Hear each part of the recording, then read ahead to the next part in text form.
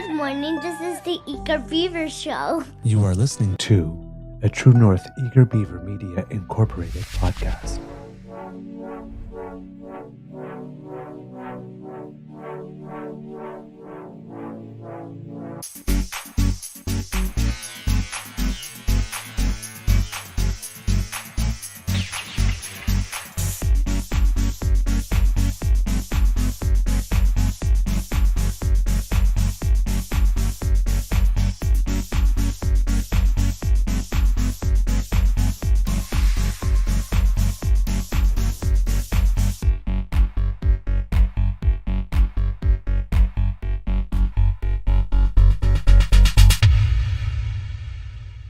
The True North Eager Beaver podcasts are proudly brought to you by our founding sponsors, the Misfit Mysteries from Corvid Moon Publishing, your source for science fiction, fantasy, and cozy mysteries featuring a broad diversity of characters, CanadianTarot.com, your uniquely Canadian online eclectic tarot community, and the Pepper Master, hot pepper sauces made from farm-fresh ingredients to thrill your taste buds and expand your mind.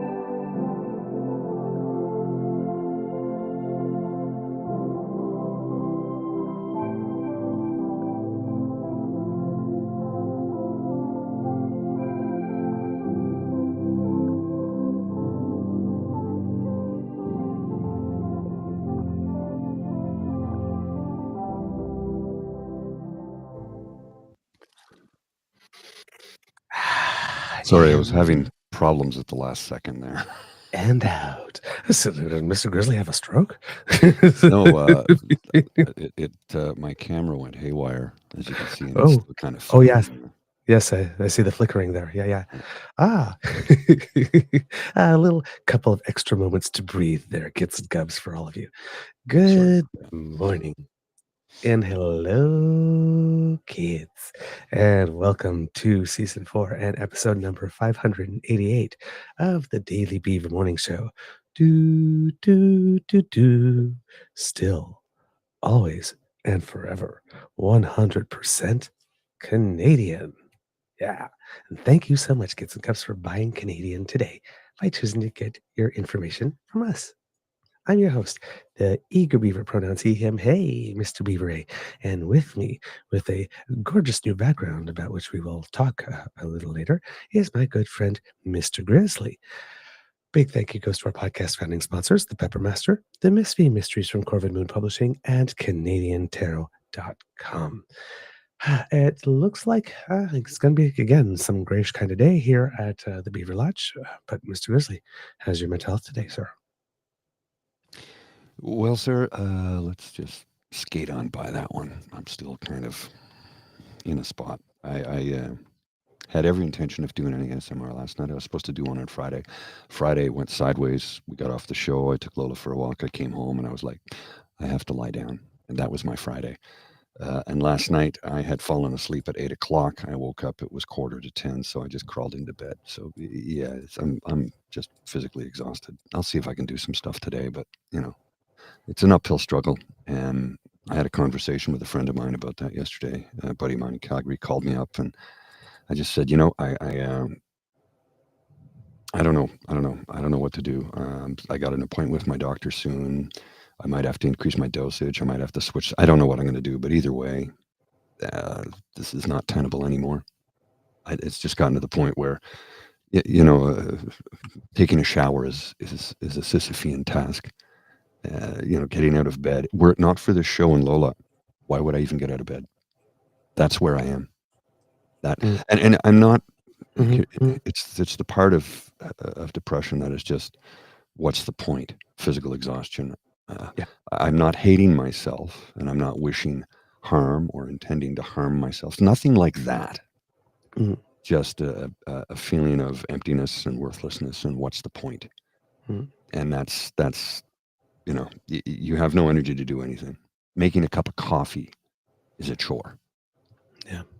Yeah. That's just where I am. Yeah. Yeah. I know that. Well, I mean, I think we've all had the feeling every now and then. But yeah, everybody, first of all, thank you for all the love yesterday. I did see the comments. Had a couple of phone calls too. So thank you, friends, who did that. As you can tell, I am better Mm-hmm. than yesterday. I'm better-ish. Yeah, I was weepy all day, like even bedtime. When time to go to bed, because what you're experiencing, my beaver sweetie is feeling now and then. And Right. yesterday was one of those days, which would kind of be a natural consequence of what I did the night before. So yeah, the day didn't really get started in earnest until about like 5:30 p.m. yesterday. So I actually saw it happen. But and people have different hardwirings, right? I came here and I did what I did, as tough as it was. Um, Other people need the time, and maybe I just wasn't, even though I cracked, I maybe wasn't pushed enough, so that I needed to just shut the world out. I felt I needed time with the damn fam yesterday. I understand that. That it would be good, and it was good for me. Listen, I went to play curling after, and I thought, you're so tense, right? You're going to just. I played one of the best matches. I was, after the third end, my team was looking at me. Gee, Rachel Holman, what the hell? It's like, what do you? It's like, and I just needed to. Again, right when I'm in the hack, and it's like it has to be only the rock. It has to be only the rock, or else you are going to pick up too hard or too wide or whatnot, right? Yeah. So I was just able to get away from it, but actually use it to get away from it. And I didn't go for the match and say, I need to win this match because I need a win today, right? I just need to do something slow, methodical, repetitive, rhythmical, where I need to get into my body like this. And there's nothing but that. So that actually worked for me yesterday, and did a little bit of work and all that kind of stuff. But I'm also feeling better because I was in bed before 10 p.m. yesterday, and I actually slept a full 8 hours. I didn't even wake up to go pee. That might have been the first 8 hours I've gotten in a year and a half. I've been up since 5 a.m. So that helped. Yeah, because normally you're at 4 hours, 3 hours, 4 hours, take a nap, a couple hours here, a couple hours there. Yeah. Of course, I think every last ounce of moisture had been cried out of my body by the time I fell asleep last night. So that might also have something to do with it. Crying all day is a bit physically exhausting. But I am still emotional. I'm not as easy to get weepy, but like there's this tingling going on right here as I'm talking about it, that if I just closed my eyes and actually like went into that feeling like this, there would be tears falling in about like 10 or 15 seconds, right? So, but not like yesterday where they would just happen and I couldn't hold them back. So I'm doing better.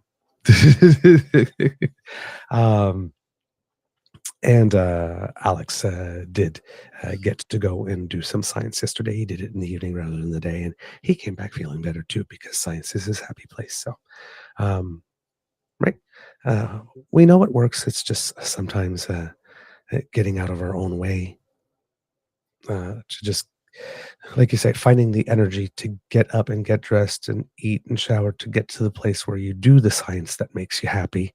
Yeah. If you get there, right? If I got to the curling rings, but like I thought of like just like calling maybe, guys, now, I'm just going to pooch the game for y'all. And it's like, no, it's just like, I'm going to be worthless. I'm not going to be any good. I'm going to bring down the team. I'm going to like just go, just go. So I just went.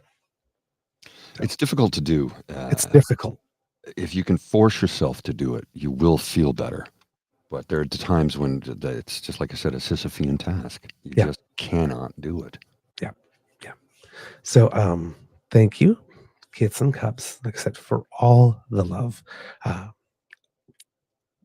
I said, there are still clouds, but I see where the clouds are about to break and there will be some sun coming through. So we're on the right end of the slope. Oh, this is good. Okay. But I do, again, best damn fam in all podcasting. This is one of the reasons why. So thank you. Fortunately as well, thank you. It was a slow news day. It was a pretty slow news day. Yes. Thank you. Because I needed that. As you may guess, kids and cubs, I did not have the bandwidth to accomplish everything to which I aspired yesterday. So my contribution to the show might be slightly thinner today, but I do have some stuff.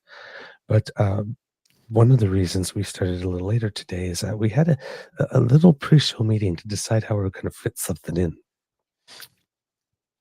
And Mr. Grizzly found this one.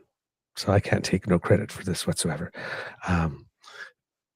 But it brought me a little bit happy. So thank you, my friend. It was exactly what I needed. You know me so well.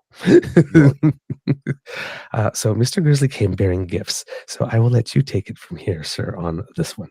Just trying to source my second thing here that I had saved so that we can. There we go. I got it. Okay. We have 2 clips to show. And by the way, I found the article of the Walrus that's there, so I don't know if you want me to lead with that before we show this or put it in later, but I'll let you tell me where that puts in. Well, I have the article from the Walrus as well. Yeah. But yeah, we'll lead into that in a moment. I just wanted to start with this. From the other day, that there's 2 different viewpoints from this press conference that Pierre Poilievre had. And I'm going to show you one that was recorded by a different individual. The reason I'm showing it is because the CBC original feed had some glitches in it for some reason. It blanked out. So I'm going to share this press conference. It's about 5 minutes that we're going to show you. And then on the other side of it, we're going to address some things. Just relax. To note that I'm being serenaded by some beautiful birds who are in the rafters over there. I'm hoping you're catching that audio. I want to thank this wonderful food bank, Vishal and his entire team of volunteers for the incredible work they are doing to feed the hungry. I understand, Vishal, that Sidam Food Bank had 10,000 people it was serving in 2020, and that number has gone up to 70,000. Incredible. 2020 was the year when Mark Carney became economic advisor to Justin Trudeau. How's it been going? Apparently, Mr. Trudeau's been following his advice, but it goes the other way too. Yesterday, Carbon Tax Carney announced that he was going to repeat the exact same promise that Justin Trudeau made in 2015 on budgets. And get this, in 2015, Justin Trudeau said, and I quote, "You will run 3 small deficits, tiny deficits." Remember that? And that would fund the largest infrastructure investment in Canadian history to help the middle class and grow the economy. What has been the result? Well, those 3 deficits turned into 9 deficits. $25 billion of new debt turned into $700 billion of new debt. The debt, in fact, doubled in that time. And the middle class, 80% of them are paying more income taxes. None of them can afford a home. And we've had the worst economic growth in the G7. That is the result of the promise that Trudeau made 10 years ago. And now Mark Carney is promising 3 small deficits, which he says will somehow cause economic growth and help the middle class. My friends, this is deja vu all over again. Carney has the same advisors The same MPs, the same ministers, and making the same liberal promises that Trudeau made a decade ago, but he expects Canadians to be duped for a fourth time. Mr. Carney has been Trudeau's economic advisor for the last 5 years. And the only difference between Carney and Trudeau is that Carney is now making a promise to cook the books. He's planning to cook the books with a sneaky account. A bullshit? A bullshit? A bullshit? A bullshit? What? Yeah, exactly. To take billions of dollars of new Liberal spending off the budget records altogether. No. To be clear, this is not simply about differentiating between investments and spending. We already have that. It's called accrual accounting. Anybody who's taken a high school course in accounting knows that that means that capital expenditures are amortized over the life of the asset they purchase. That exists in the federal budgeting already. What Mr. Carney is talking about is taking tens of billions of dollars of new spending off the books, hiding it from Canadians, so that he can artificially lower the deficits that people see reported. No. A bullshit? No.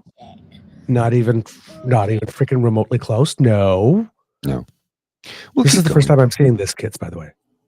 Yeah, this is taken from another angle. There's the CBC feed, which has better audio, but it cuts in and out and goes to black screen frequently for some reason. Yeah, but I mean, I didn't watch this thing yet. So this is like my reaction is this. This is what I'm like instant. Like, yeah, this is from 4 days ago.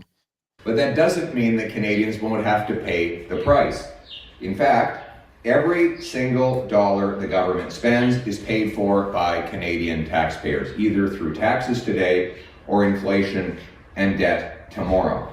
Mr. Carney's promise will be that the operating budget will somehow balance while limitlessly spending inflationary dollars on pork barrel spending, pet projects, and liberal waste in order to reverse disastrous electoral consequences that the Liberals now face. Carbon tax. A bullshit? A bullshit? A bullshit? Your own promise of CFB Iqaluit, that would be in that. No. No, he's in a food bank, Saucy Sea Witch, in, I believe, in Toronto. And that's why you hear birds, because there's birds that nest there. There is better audio, but it cuts out frequently. So I thought I'd show this clip instead, because it has his entire line of almost 6 minutes of complete gibberish. We'll continue. There's about 2 minutes left. Carney cannot change the fact that money will come out of the pockets of the Canadian people. There's no magic to this. Every dollar government spends comes out of Canadians' pockets. Mr. Carney has not identified a single program from Justin Trudeau that he would cancel. On top of that, he has announced billions, if not... That is not true. He already said he was going to cancel the carbon regulatory recovery fee for consumers, number one. And number two, he said he was killing the capital gains, the new capital gains tax, which, by the way, is problematic because it's not been put into legislation and Revenue Canada has been collecting it. But he's not canceling anything. This guy cannot tell the truth about anything, ever. Tens of billions of dollars of additional spending he would tack on top of the current Liberal government's spending. My friends, you cannot get a change from the Liberal government by electing a Liberal government. A fourth Liberal term in office will be just like the previous three. It'll mean higher taxes, higher housing costs, more food bank lineups, raging crime in our streets. Only common sense conservatives will fix the budget for real.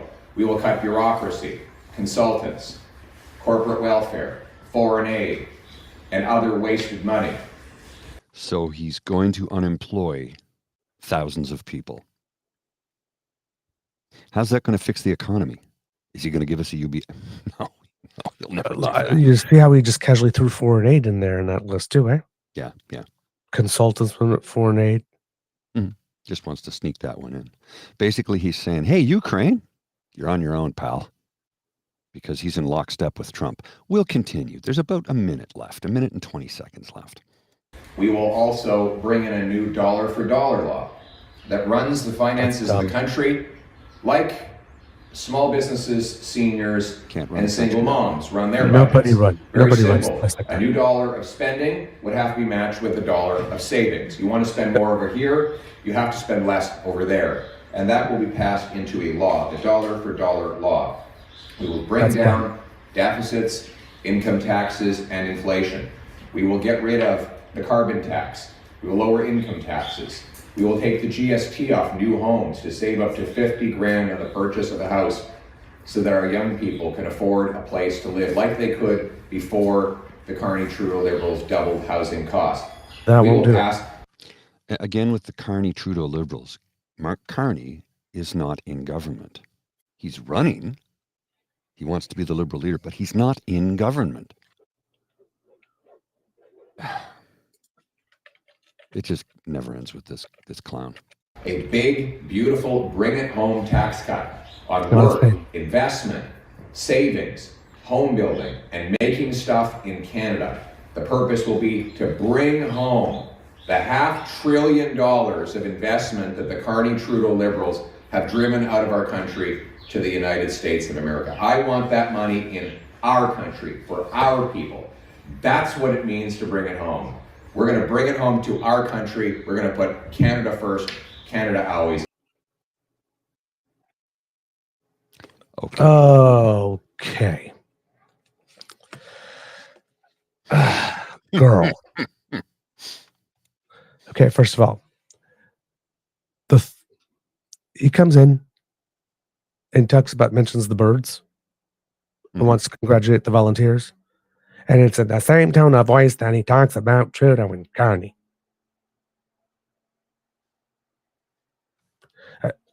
Again, so we know he's capable of soft voice. Hi, it's really nice to be here. Oh, look at the birds. Congratulations to volunteers. Carney and Trudeau. I'm like, okay, but the birds, Carney. He's got one mode. That was phoned in. Well, delivery of that was phoned in. Without question, it was phoned in. But I love how he goes, the 3 small budgets in 2020, and then he leaves out the whole pandemic. Well, that's the whole global pandemic. That's literally where it's going next, right? So it's 3 small deficits. Okay, Trudeau became prime minister when? 2015. 2015. So so the 2015-2016 fiscal year, the budget was set by Harper. Correct. So that budget was closing. So 2016 is his first budget. Correct. 2016, 17, 17, 18, 18, 19. What happened at the end of 2019? Well, let's see, December 2019. Something 19. Yeah, something. What's that thing that had the 19 added to it that happened that bothered us for a few years? COVID-19. Yeah. That changed everything globally, but he'll ignore that. Let's just cut that part of history and then just say, and after those 9 years, we had this much debt. Yeah, he didn't. The fourth year was no longer a small deficit because he needed to keep us alive.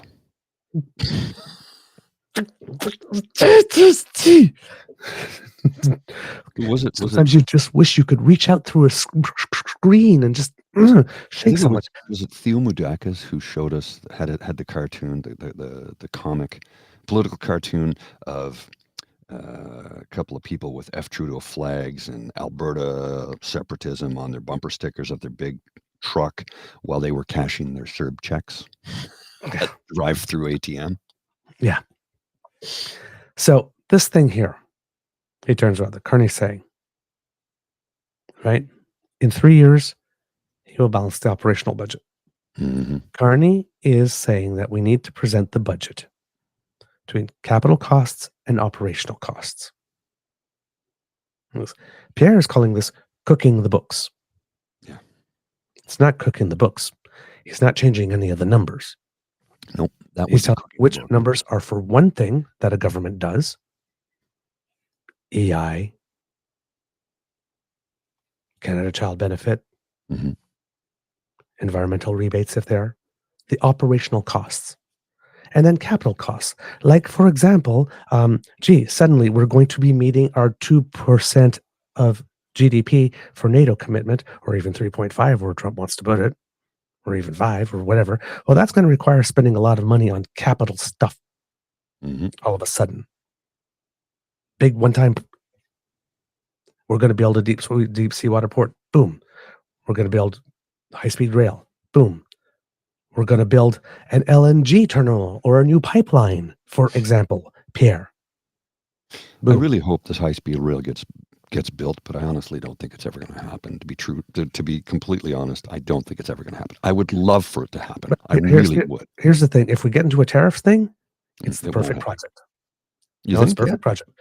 Canadian steel, Canadian all-purpose, a big capital project, jobs here. Doing a big capital, when that type of stuff happens, boosting your internal economy by having a huge big capital project, especially if you have the own materials that you can use. Yeah, absolutely. Put that in your back pocket. You might see it a little faster, actually, if Trump decides to go a little slap happy. The other way around. Because, I mean, that's, if you want to increase productivity inside a country, go to your largest population bases and make it easier for people to circulate and transport goods faster.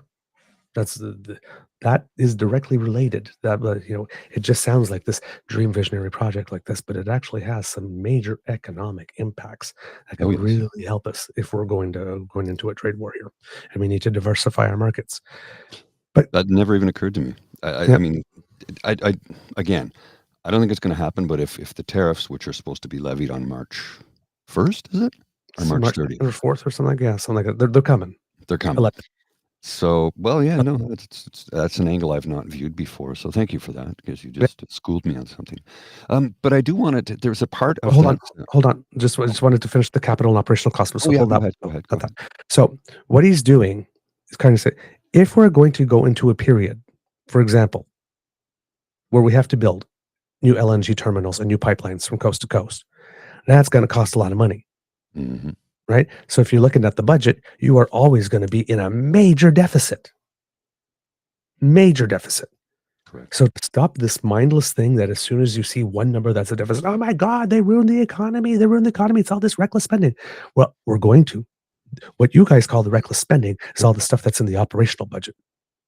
The stuff that keeps people alive. Yeah. That helps them out when they're having a hard time like this. But you love building roads and buying weapons and all of that kind of stuff. So that's your capital stuff. And building pipelines, stuff like that. So we're gonna tell Canadians which ones are those big long-term projects that cost like 80, 60, 120, $20 billion. And we're gonna count for them there. And then all the stuff that you guys complain about. Oh, you're spending too much on Canadians to help them. That money should be going to businesses and tax cuts instead. Because that budget's going to be balanced in 3 years, because you can't budget. There's no way that anybody's going to be able to balance the whole budget. Even Pierre won't be able to. Not if we're spending that much more in military, and not if we have to build those pipelines and LNG centers and all those things that he wants. He's not going to balance the budget either. And if he's trying to pretend that he will with all that, he is lying through his teeth like this. Or he is going to cut everything that you need to get by in a day. There you go. In order to achieve it. This is the thing conservatives like to tell you. You can't run a country you have to run it like a household budget. No, you don't. You can't run a country's budget like a household budget. Because a household never has to like a business. You can't do it. A household never has to buy a missile dome defense system. Not to mention the fact that eventually your household will no longer exist, because you will shuffle off this mortal coil someday. And guess what? Countries tend to stick around long after you're gone. Longer timelines, bigger needs.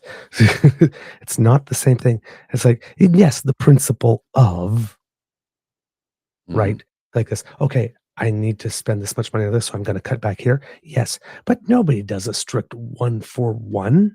This is, if my roof goes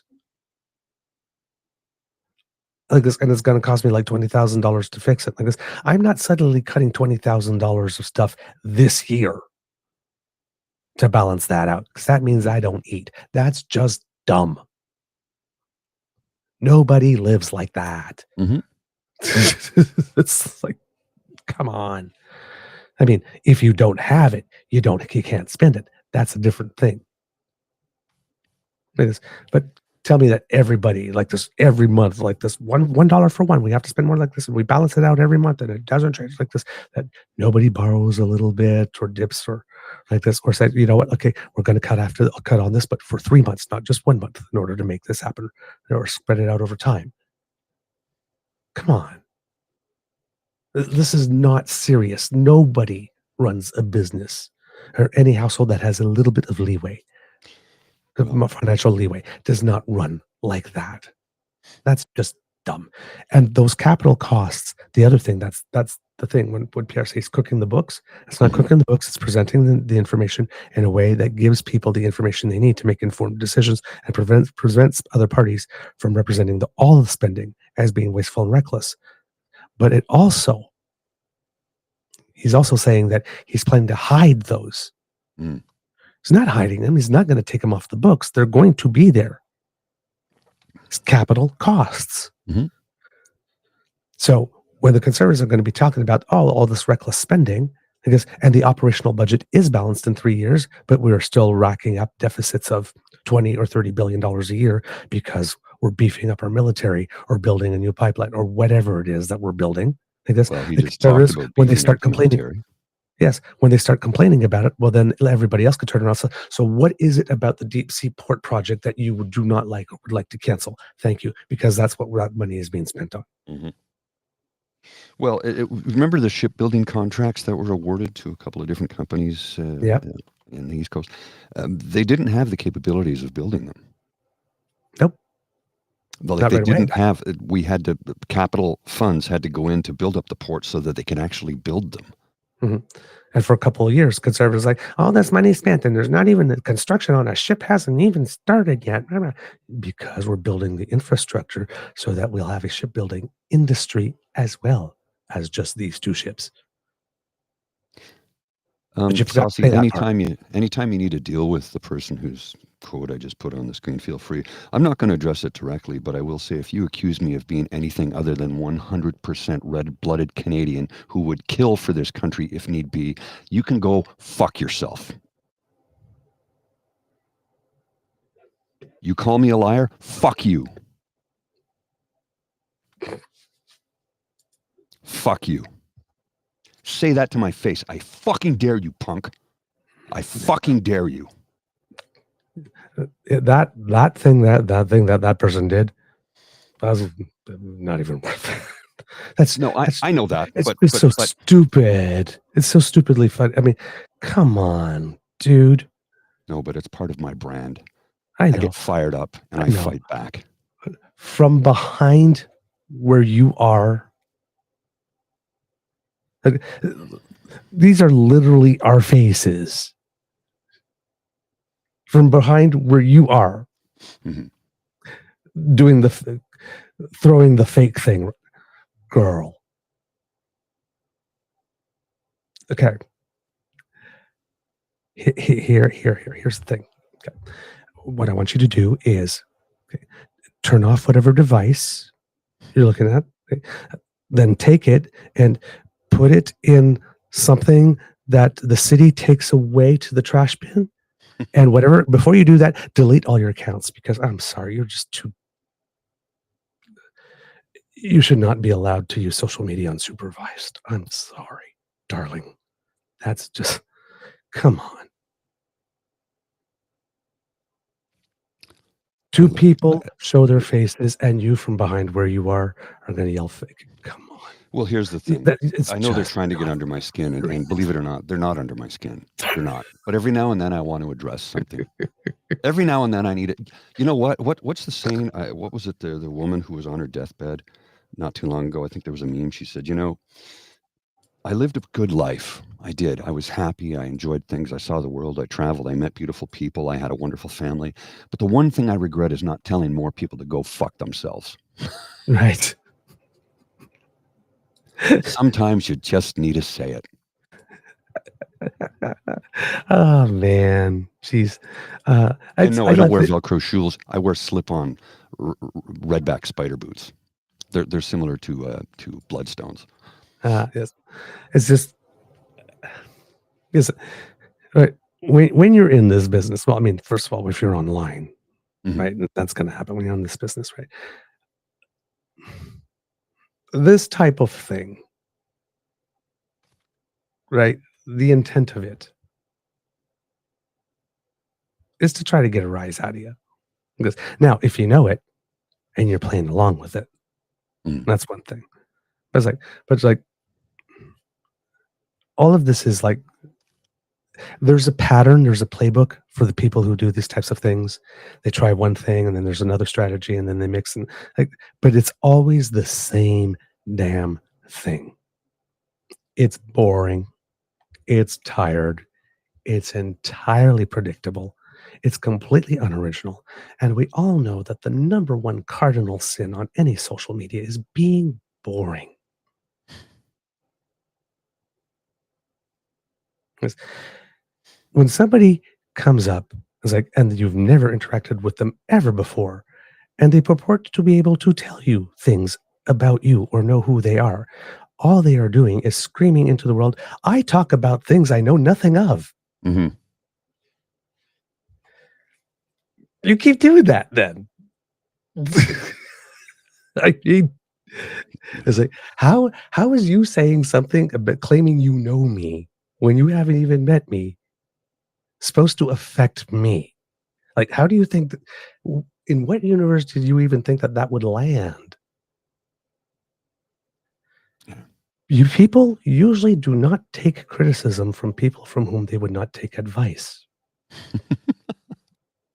And we've never met. Someone has a very, very, very high sense of themselves. Mm. A little humility goes a long way. Okay. Muffin. All right. On with the show. So. Every now and then I just need to address something, that's all. Oh, yeah. Oh, absolutely. Come on. Like this. Ridiculous.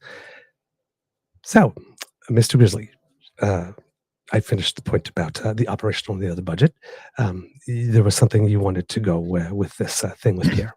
Yes, to follow up. So there was a couple of other things that you didn't see in that particular clip. I'll try and find the other sources, but there is somebody who clipped it for us, and this is the thing of beauty. This is from that same press conference. just 1 second. Whew. Please, thank you. Well, I noticed that Mr. Carney uses a lot of slogans. He has been sloganeering his entire leadership campaign while I've been laying out real concrete policy plans. Mm-hmm. Let's do a review, shall we? Axe the tax. Common sense. Where you can't axe the tax, you better spike the hike. Stop the crime. Bring it home. Build the home. Now, because he has Canadian pride, Canada first. You're gonna look people in the eyes and talk about someone else sloganeering? You have the depth of a shallow puddle. All you have done is verb the noun. For 2, 3, 100 years? It feels like 100 years. And whenever you are asked a question about policy, the hows, you just revert back to your slogans. Mr. Poilievre, if elected Prime Minister, how are you going to help the economy? First, we're going to axe the tax. Then we will build the homes, which will then stop the crime. That's going to help us bring it home, because Canada first. Every fucking time! He's a fucking meatloaf. He's a meatloaf! I showed that to Mr. Beaver before we started the show, and this was his exact reaction. So I'm like, he hadn't seen the press conference, right? So I'm like, oh yeah. That man actually said with a straight face, Mark Carney's been doing nothing but sloganeering. While he's been putting out policy. He has no policy and no platform. All he does is verb the noun. Come on. Come on.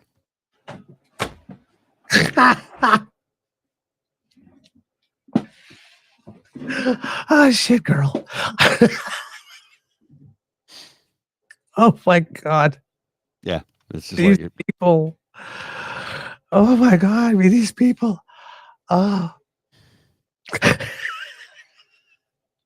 He could actually say that with a straight face because he believes the lies he tells. Oh my God. That's what it is. It's that simple. He believes the lies he tells. He has to. How else could you get away with that? Say, oh, he's been sloganeering. If you look up sloganeering in the dictionary, it should have Pierre Poilievre's picture. Now, there is one statement. He's wearing Olympic gold medals for sloganeering around his neck while he's saying this. There is one statement there that I do agree with, though. Build the homes, stop the crime. Yes. Yeah. If we get people housed, it will stop petty street level crime. It will. But Pierre does not want to build those homes. He won't build those homes. Though.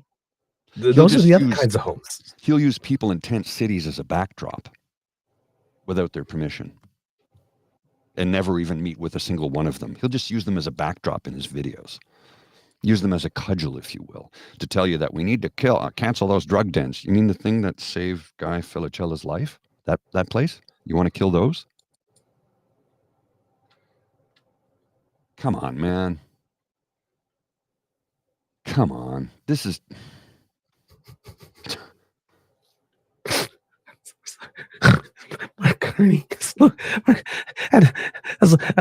and layer that on top of the other, like at his candidate's first rally. It says, I was right all along. They're using all my policies. What is he talking about?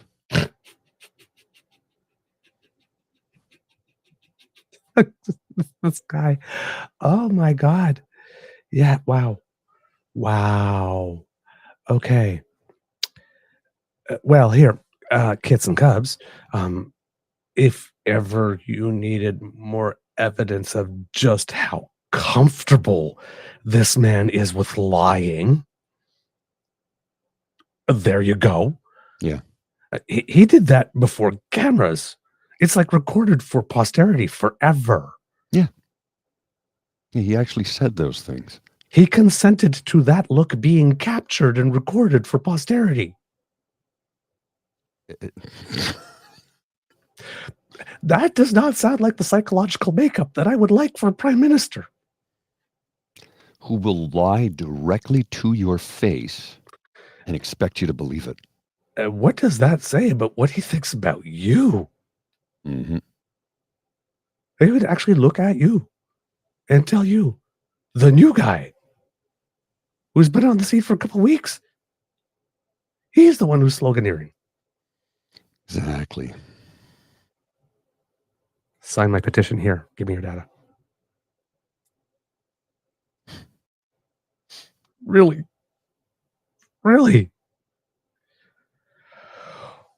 Here, wow. My harp.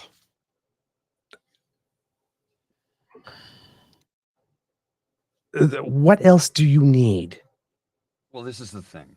What else do you need than that statement right there to teach you absolutely everything you need to know about this man? He will literally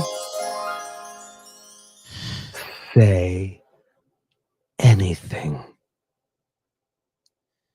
He will literally say anything and thinks that you are an empty urn and all you need to be is filled with his water. I mean, so every time he speaks, it's a lot of bullshit. But oftentimes all I hear is, have you ever had a dream that you want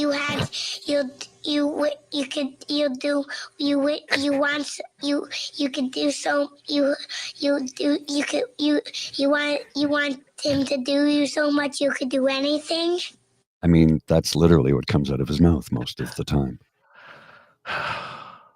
Complete gibberish. Well, and Carol brings up a really good point here. PP is a criminal. Pierre Poilievre is a criminal. His election, his compliance agreement kept him out of jail. Yep. Like literally, and his compliance agreement. Yep. And he's also someone who's benefited from the proceeds of crime. Yeah. Mm-hmm. The in and out election. Conservatives pleaded guilty to that. He got some fruit from the poison tree. Repeat offenders should never be released. Yeah, that doesn't Jail, work not bail. That doesn't work well. So you're trying to tell me that somebody who is so desperate that they live on the streets and it's minus 30 and they'll commit a crime so that they get 2 hots in a cot, that we should lock them up forever instead of addressing the problem of homelessness and hunger and wage theft and low wages that they never discuss. They never talk about that. Just throw people away. Just throw them away because they're of no use to us. They're eaters. Why is it nobody ever wants to address the fact that people turn to desperate things because they are desperate? Why are they desperate? Because they can't earn enough money to pay their goddamn rent. I'm going to have to borrow money from my family to cover my rent this month. It's as simple as that. I don't have enough.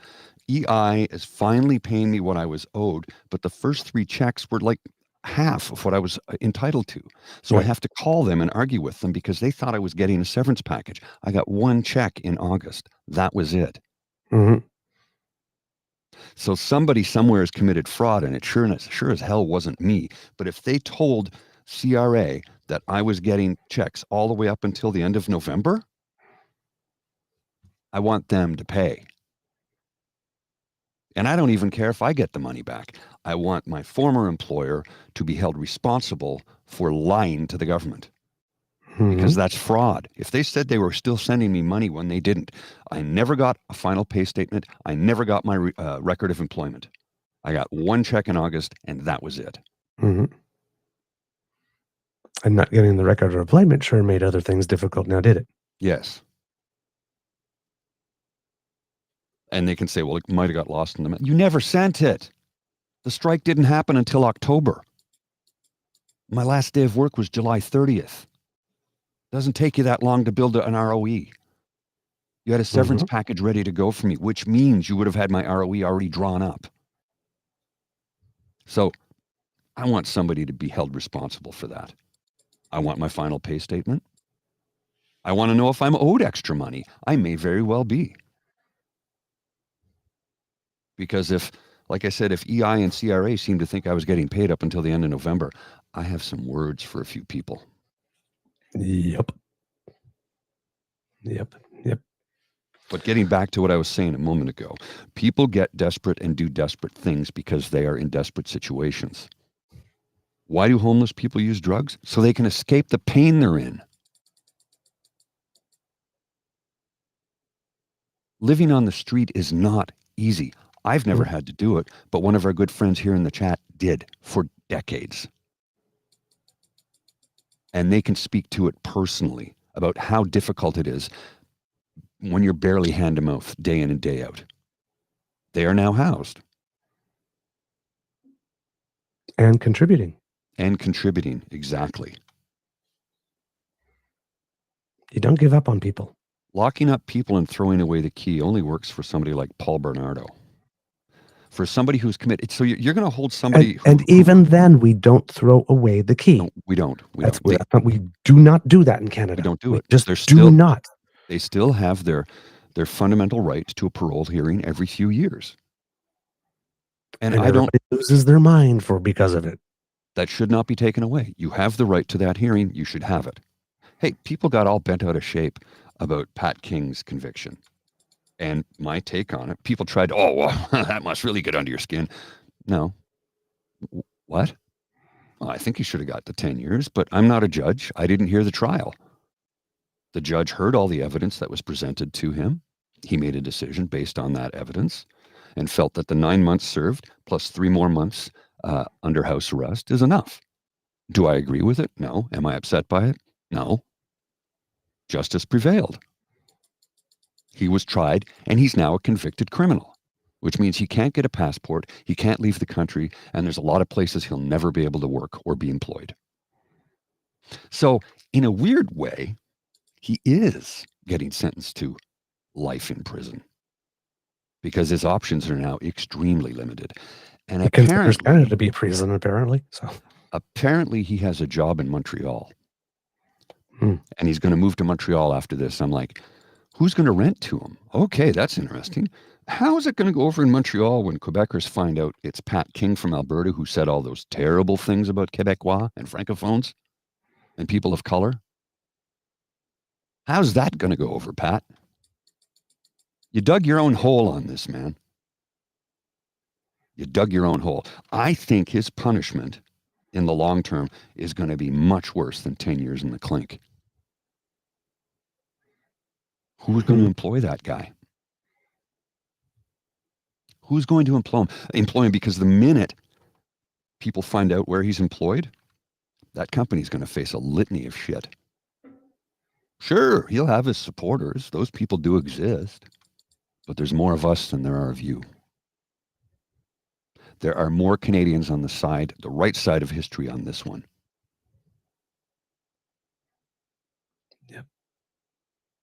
Yep. That's always been the case. Y'all may be the loudest.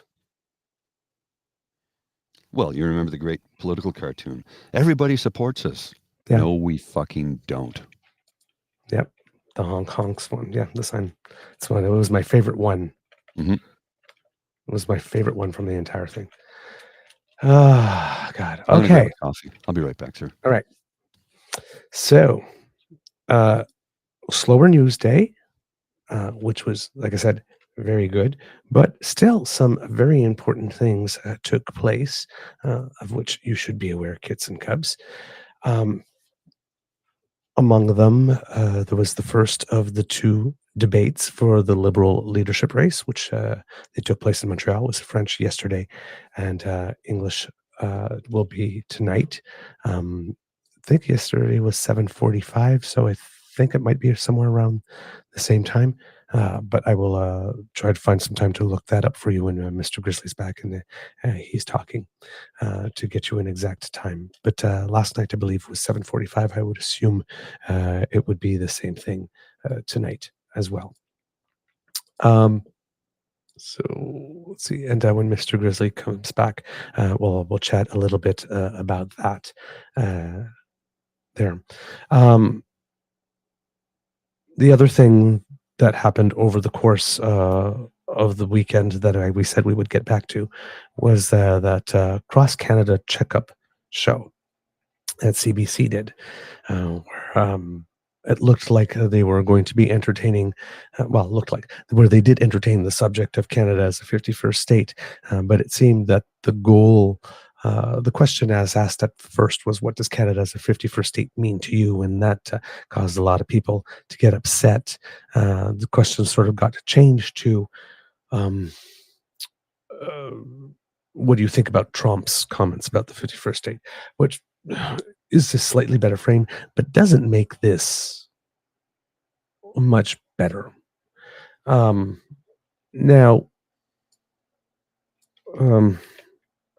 there's a lot of people that think like, okay, but there could be some worth to this type of show. Yes, there could be, but it has to be done well.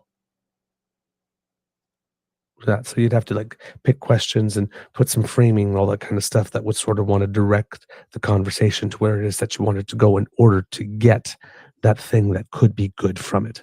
And Mr. Grizzly, I sent you a link to the show because we'll be showing a couple of clips from it. Unfortunately, that did not happen here.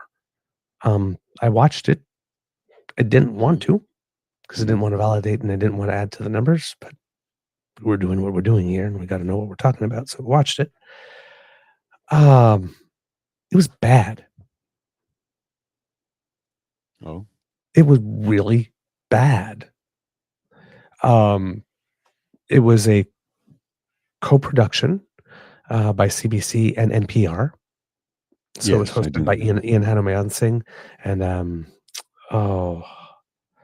someone Hobson, I think it is, from a show called The Middle. The host from The Middle is terrible. Oh, terrible. This was the second. This was the second type show. Apparently, they did one before the U.S. inauguration, I think, or something. So it's a concept that worked for them. It was supposed to be some type of phone-in show And it lasted 2 hours. There were phone calls taken, but it wasn't all a phone-in show. Right? They had some scheduled guests. So they had Arlene Dickinson, for example. Mhm. But they also had scheduled Kevin O'Leary. Sure. Now, again, don't come and try to make me believe that this is supposed to be a serious conversation that's being presented if you bring in Kevin O'Leary as a guest. Now, those segments I can understand if you brought in some experts and whatnot like this to talk about this type of stuff. 2 or 3 minute interviews. Get some primer to get some information. But just, you happen to be a famous person, tangentially involved somewhere with business. Let's ask you a couple questions. Who's appeared on the CBC?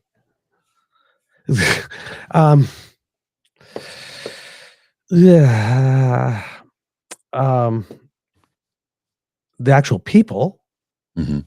that were phoning in were never given enough time to talk.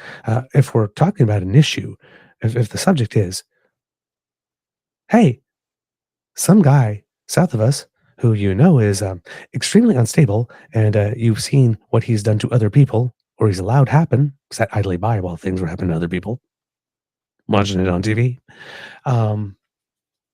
is doing and saying and threatening to annex us, you might have some feelings about that that you may need more than 90 seconds to express.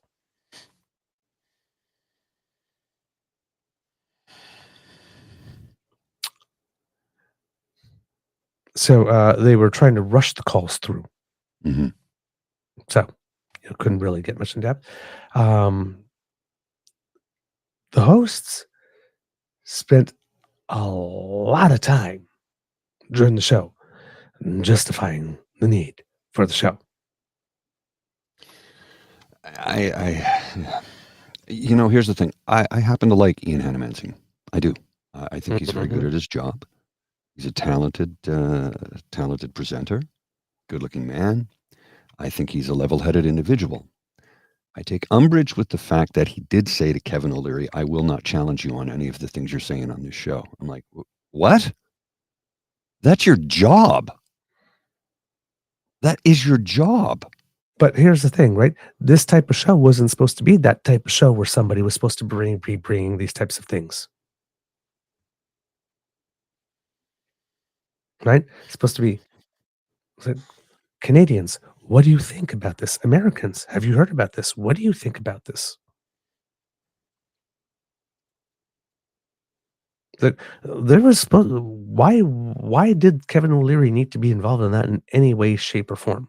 Because Kevin O'Leary certainly didn't stick to the theme and the mood of the show. He had lots of anti-tribal liberal rants in there, and Ian Hannamansing not only did not challenge him on the facts, but not only said, "That's not what the show's about here, sir." Mm-hmm. Yes, exactly. We understand that you believe this, but that's not the purpose of the show. Could you please give our listeners what it is that they've come here to the show to get? Please. This is not the time to be the person that Kevin O'Leary plays on TV. Thank you. Could have done that. So as far as I was concerned, it didn't add anything much whatsoever. There's no reason for this. It was terribly done. There didn't seem to be any driving point. It was kind of put together in a way that kind of makes you feel that they did change the whole focus of the show or try to change it somewhere along the way, but didn't want to really change too much, so try to make things fit. At times it was uncomfortable to watch. Actually, do you have any timestamps for me? I do have some. Okay. So for me, it didn't add anything other than exposing audience in the United States to how big this is playing here, because it was broadcast on C-SPAN and 170 NPR stations. Oh, okay. So it did at the same reach time. a So fair in that sense, swath of people. yes. So again, the concept is good, but the execution was horrible. There were 4 moments in particular that caught my eye. Oh, somebody do something, Mr. Grizzly. You came across something? Yeah, I got a. Okay, I'm sorry. I'm just going to address this quickly because it makes me chuckle. Somebody in the chat, I'm not even going to pick on them. It just says, I know of a restaurant that is still doing takeout only because they can't find any wait staff who will work for the wages they pay, that they're willing to pay and paid before COVID. That's because they're not paying enough.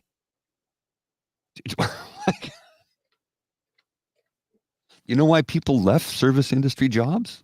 Because they weren't making enough money. And they had a chance to break those handcuffs and get away. I'm sorry, man. You just defeated the purpose of your own argument by saying that. They can't hire anybody because they were paying the same wages before COVID and they want to pay them still. They're not paying them enough. And That also, is the problem. a lot of these restaurants also decided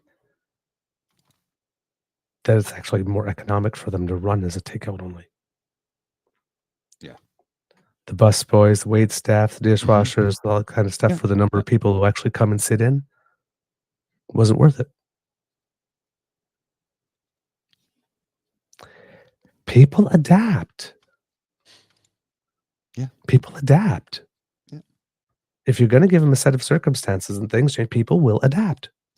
I had friends who had worked in the service industry for a very long time, and COVID came around.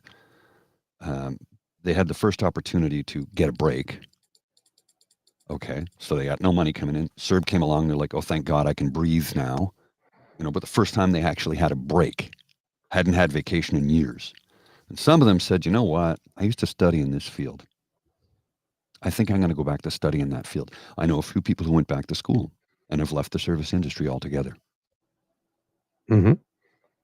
Because that for the also very happened. first time in their life, they were able to do that. People upskilled. Yeah. Yeah. That happened. And then you'll have people adapted. say, well, if they did that while they were on CERB, they should pay that CERB money back because they increased their. So they're going to be paying it. They're going to be paying it back in higher taxes from the higher salaries they earned because they upskilled. Exactly.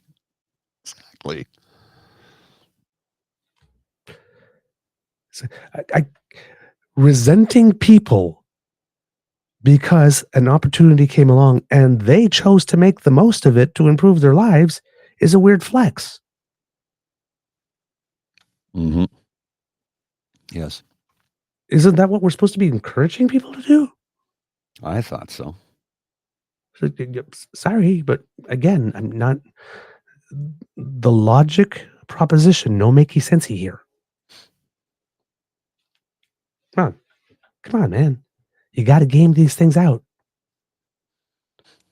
If the argument you're making is true, what does that mean?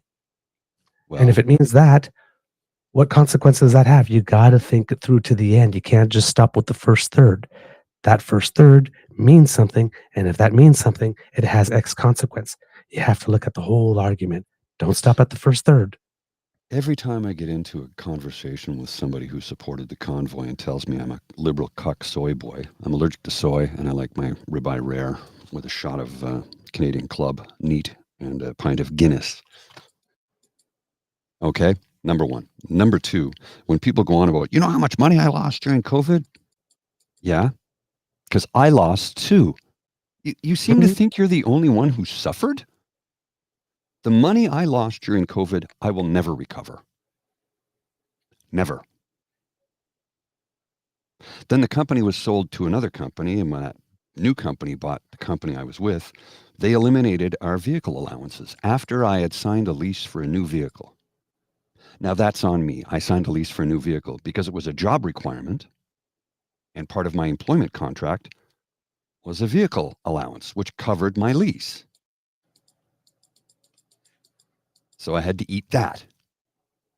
During the year after the year after I went back to work, the main company cut our vehicle allowances altogether. So I was, and I was only working at 80% of my salary. So 80% of my salary and no vehicle allowance. Plus I had sat at home for a couple of months with no income other than CERB.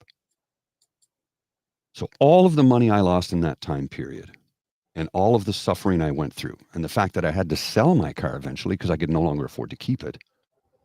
But I didn't suffer. Everybody else did, but not me. It's just, They seem to Everybody think it was a suffered. singular event. I Yeah. suffered. I couldn't visit my dad in the hospital. Well, guess what? Neither could I. And my father almost died during COVID. Not of COVID. He had to have an emergency surgery at that time. Thankfully, he survived. He's still here with us. But I couldn't go and see him.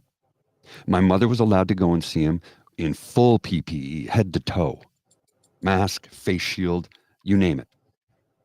She was the only one allowed to visit him. People carry on like it only happened to them. It happened to all of us, man. We all felt it. We all had to deal with it. And I'd say a vast 80% of us just did what we needed to do to keep moving forward, to keep the country on track, to lift each other's spirits during a very difficult time, one that none of us had ever experienced before. When was the last time the entire planet shut down? Hmm. And now they're talking about it like it was something that happened like on a Sunday. Yeah. Yeah. Now we can just like move over from it. Because it's the biggest everything, political shock, economic shock, psychological, mental health shock, everything that the world has experienced in the last 100 years. Probably in its history, actually, because, at the time of the Spanish flu, so we weren't as interconnected. No, we weren't. As we are. And there weren't So, nearly as many people. It's like, it was... I love how all these people could just like turn around and say like, yeah, well, like it was, I don't know, like it was a snowstorm that we had, that well, like we just had, where you couldn't get by like for about a day or two or something like that, but then everything cleared up. It was 3 damn years. Yes. And it's like millions died around the world. It was dramatic.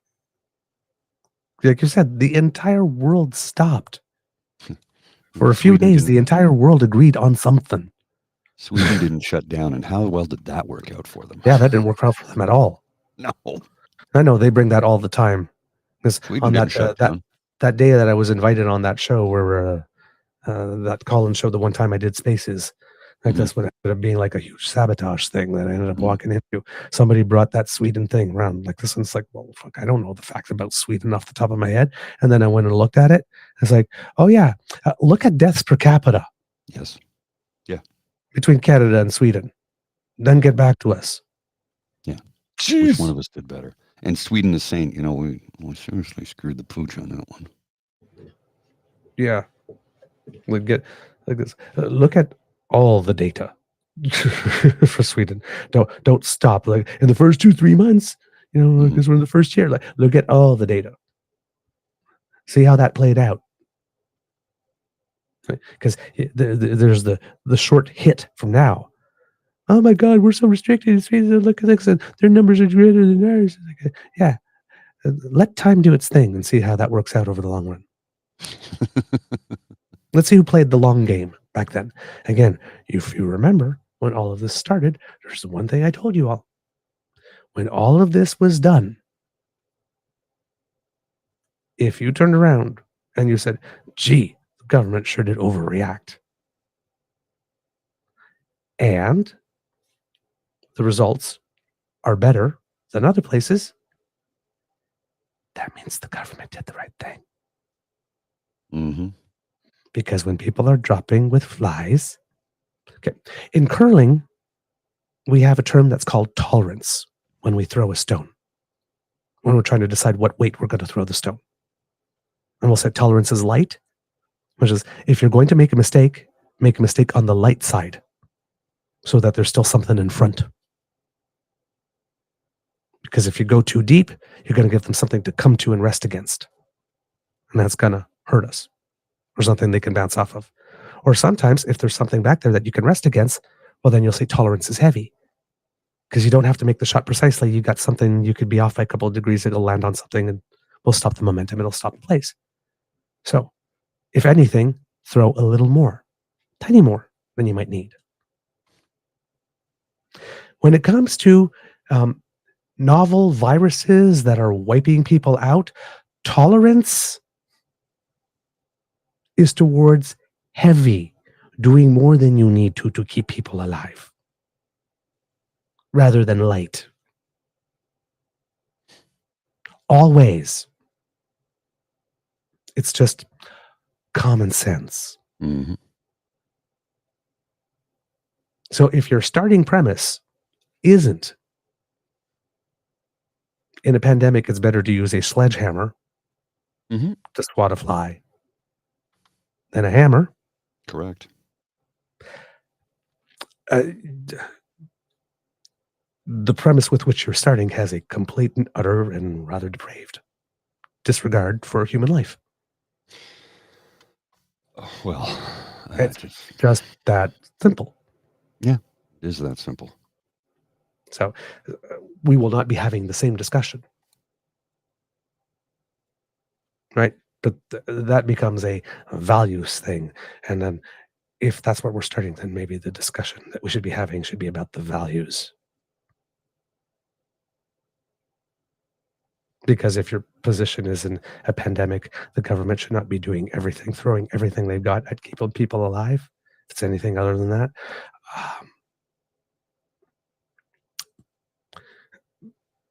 ethically, we have a problem. We have a problem. We definitely don't agree on what it is that a government should be doing and should not be doing. So, again, you got to think these things through. Sometimes you got to bring it down to fundamental principles. When the poop hits the fan, do you first protect stuff or do you protect people? You're supposed to protect people. It's kind of the job of government. That is their number one requirement, is to protect people. That's why we have things like, food inspection agency, water treatment plants, silly little things like that. But they're slowly eroding those in the United States of America, where they want to get rid of OSHA, which is the occupational safety health for workers. So people in construction can now be literally thrown into a meat grinder, and nobody's going to care. Yeah. So, I mean, there are certain things that are non-negotiable, right? That's one of them. So if a politician's going to stand in front of a mic and says the number one job of a government is to protect its people, protect the country, or defend the Constitution, then you actually have to do it when the moment comes, right? You can't be going, but the economy. No, you got to do those things. If it's the time to protect the people, you got to protect the people, and you spare no expense. Right? You just do it. So, back to this, the debate, the cross-Canada checkup, sorry. Yes. The first clip I want to show you here is at 1:01, so 1 hour, 1 minute, technically 2 seconds if you can hit it, but 1 hour, 1 minute is fine. 101? Yes, 1 hour, 1 minute. Okay, so we got 1 hour and 57 seconds. I think that's okay. That's pretty good enough. We have a caller who you will. I won't tell you how it is that they identify, but you will hear it there, and they're bringing a very legitimate question, and just keep the interaction going until the end of the call, Mr. Grizzly, and tell me if you think that this type of hosting and interaction really respected or highlighted or tried to get in or engage or in any way add more to the point that was being brought, even validate or acknowledge the point that was being made. Okay. You know. 168-333 is how you can take part in our cross-border call-in show here, or go to cbc.ca/aircheck. And Devin Carlos is in Kitchener, Ontario. Hi, Devin. Hello, how are you? Good. What would it mean for you if this ever were to come to pass? Well, I am a trans woman, and I'm one of the people on Blue Sky who was quite a little amped that you were even talking about the idea of what the idea of a 51st state could mean. And many of the trans people I know in the States are terrified, and I'm terrified for them and for me. I would very likely have to flee the country. And so, actually, let's back up for a second, because you mentioned Blue Sky, and I got a lot of posts directed towards me from people who were incensed that we would even do this show. Was that your feeling before the show went to air, that we shouldn't even have this conversation? No, I understand why you're doing it. I feel like Americans need to hear this. I don't know how many Americans get to hear Canadian voices very often, and so this is an opportunity. That said, I belong to a community that is under threat, and I may not be representative of the rest of Canada. So, please go on. Yeah, I mean, and so when you hear Donald Trump say again and say yet again that Canada should become the 51st state, first of all, do you take it seriously? Seriously, but not literally, yes. I consider it's the possibility of an abusive husband trying to alienate his partner from the rest of the world. Americans, we really care about you. You're our friends and have been for over a century. And it's only now that we've even had to consider the possibility.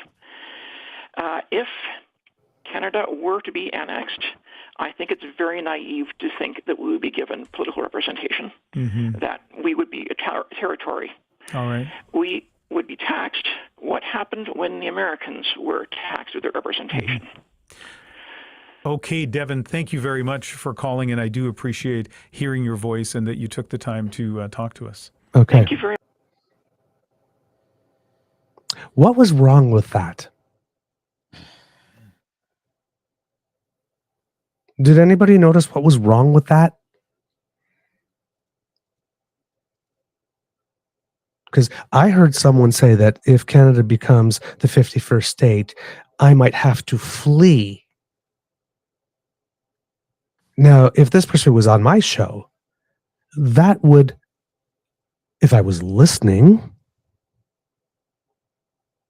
to the caller and actually cared about what the caller said and wanted to engage with the caller, flee would make my ears prick up. Flee? Tell me about this flee thing. But what did Ian do? I want to go back to Blue Sky because a lot of people were upset with me for doing this like this. What do you think about that? And then Devin comes back, talks, and then, says something about the community being under threat. And Ian responds, so when Trump says 51st state, do you take him seriously? Again, my community is under threat. No compassion, no empathy, no nothing. Here's the other issue. What Ian, I don't know if he's failed to realize this or just ignored it or didn't pay attention to it, but if we were to be annexed by the United States of America, how long do you think Ian would have a job for? And then at the end... they would destroy the CBC first, but he'd be axed immediately. Kind of like what they did to these folks at MSNBC just yesterday. And look at all these folks. All the folks who exited NBC today, seen together. Oh boy. What do you see about those folks? MICKYMIDEI. Yeah. They want a white ethno-state. They're using Gilead as an example. The Handmaid's Tale is a handbook as far as they're concerned, and Project 2025 is well underway. And if you think they're not going to try and annex us, our one saving grace there might be the fact that you will have enough generals in the army with a go. We're not doing that. They're our friends and our allies. So anyway, what I saw in that clip was a host, again, justifying the reason for the show to exist with the first question. And then, of course, hiking up your skirt for clicks on the Trump thing. You have somebody that called in and talking about what this could mean specific for the trans community, that they feel that they have to flee and their community is on threat, and you did not engage with the person or the point. No. You had questions that you wanted answered about blue sky and what do you think Trump was, and you tried to fit. And then at the end, when they're trying to make a point of, well, even if we were putting in, you really think that they would give us the vote? Well, thank you. That's time to end the call. So anything that was substantive about what this reality would be like, you did not want to engage in, but that's supposed to be the whole point of the show, right? When I say it was bad, it was bad. Mm-hmm. Do you think this person felt hurt in any way? Oh, God, no. Not in the least. 126.35 is the next clip that I have. Now, of course, because this is being broadcast over 170 NPR stations, a lot of the callers from the United States were people you would expect to be NPR listeners. Okay. So we have someone from a domain. Of Trump's comments about Canada becoming the 51st state. And do you want to take this next caller? Oh, I can. Sure. David Rovinsky is with us from Burlington, Vermont. David, what are your thoughts? Are you being impacted by Trump's comments so far about Canada? Well, hi, good afternoon. Well, this has affected me actually professionally because I am a political scientist, an American political scientist, and for decades I've done research and I've written about and I've taught about Canadian politics at American universities. I'm also the secretary of an academic group called the Association for Canadian Studies in the United States, and we exist to promote Canadian studies at American universities. We have about 1,000 members. And what we're doing right now is organizing our biennial conference in Seattle this November, starting November 13th. We usually hope for somewhere around 200 to 300 papers, and we've actually been having a lot fewer submissions than usual, mostly because a lot of the Canadians who participate in the conference, who regularly participate every 2 years, have told us they're not coming this year. Partly it's for a number of reasons. Partly it's the Canadian dollar. Partly it's worry that they are not going to be able to get across the border easily, and partly that they do not want to be supporting American conferences. So it's kind of strange. We are not a political organization, but it seems that we've hit the point where our simply doing research on Canada has become a political act here in the United States. And it's we're taking sides in politics simply by existing, and that's not our intention. But we think that when incidents like this happen, when ridiculous statements like calling for Canada to become to be annexed, to be the 51st state, as Trump puts it, it's one of the reasons that we believe our organization. It's important that our organization plays an important role in maintaining Canada-U.S. relations. David, thank you very much for that. And Ian, I'm glad that he brought up the fact that people may not want to travel to the U.S. because that is a part of the story that I think a lot of Americans don't even realize right now, but that there is kind of a boycott going on by many Canadians of American goods and American travel. Yeah, a lot of people taking that very seriously. I have a group of friends who normally never talk about things political, and I see them usually on the weekend. And for weeks now, they've been talking about how diligently they've been trying to source Canadian as opposed to American products and not going down to the United States. We're into the last. All right.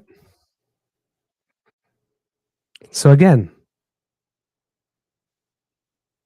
no engagement with the caller, though. Research is being affected now. Research, academics, no one to work. They don't want to go. They're not submitting papers. Gee, what implications could that have? Let's get into that for 2 or 3 minutes. Okay, yeah. Oh, wow. Thank you. Gee, I don't think Americans are realizing that a lot of people are canceling their travel. Research. Talk about it. Well, this really was an exercise in The people are self-aggrandizement, I bringing. guess. The people are bringing the subjects. Mm-hmm. And they're just not doing anything about it. Last one, 109.31. This is going to be a dual clip. 109? Because, 109. Yeah, we're going back on this one. Okay. Because this person brings something up. And the reason these ones, I'm showing them out of order, is that someone calls in later and adds a +1 to this. So, and we'll show you both of them. So this is the first one, 109.31. And this one just like made me, what? Hello, caller. What's your name? Where are you calling from? Hey, John. Yeah. Hey, John, are you there? Oh, yes, I'm here. Yeah, this is John. Our caller is John Scopp in Vancouver. I should say for people who are watching and listening, we are juggling a lot of things here on multiple networks, a computer document in front of us that has a lot of information on it.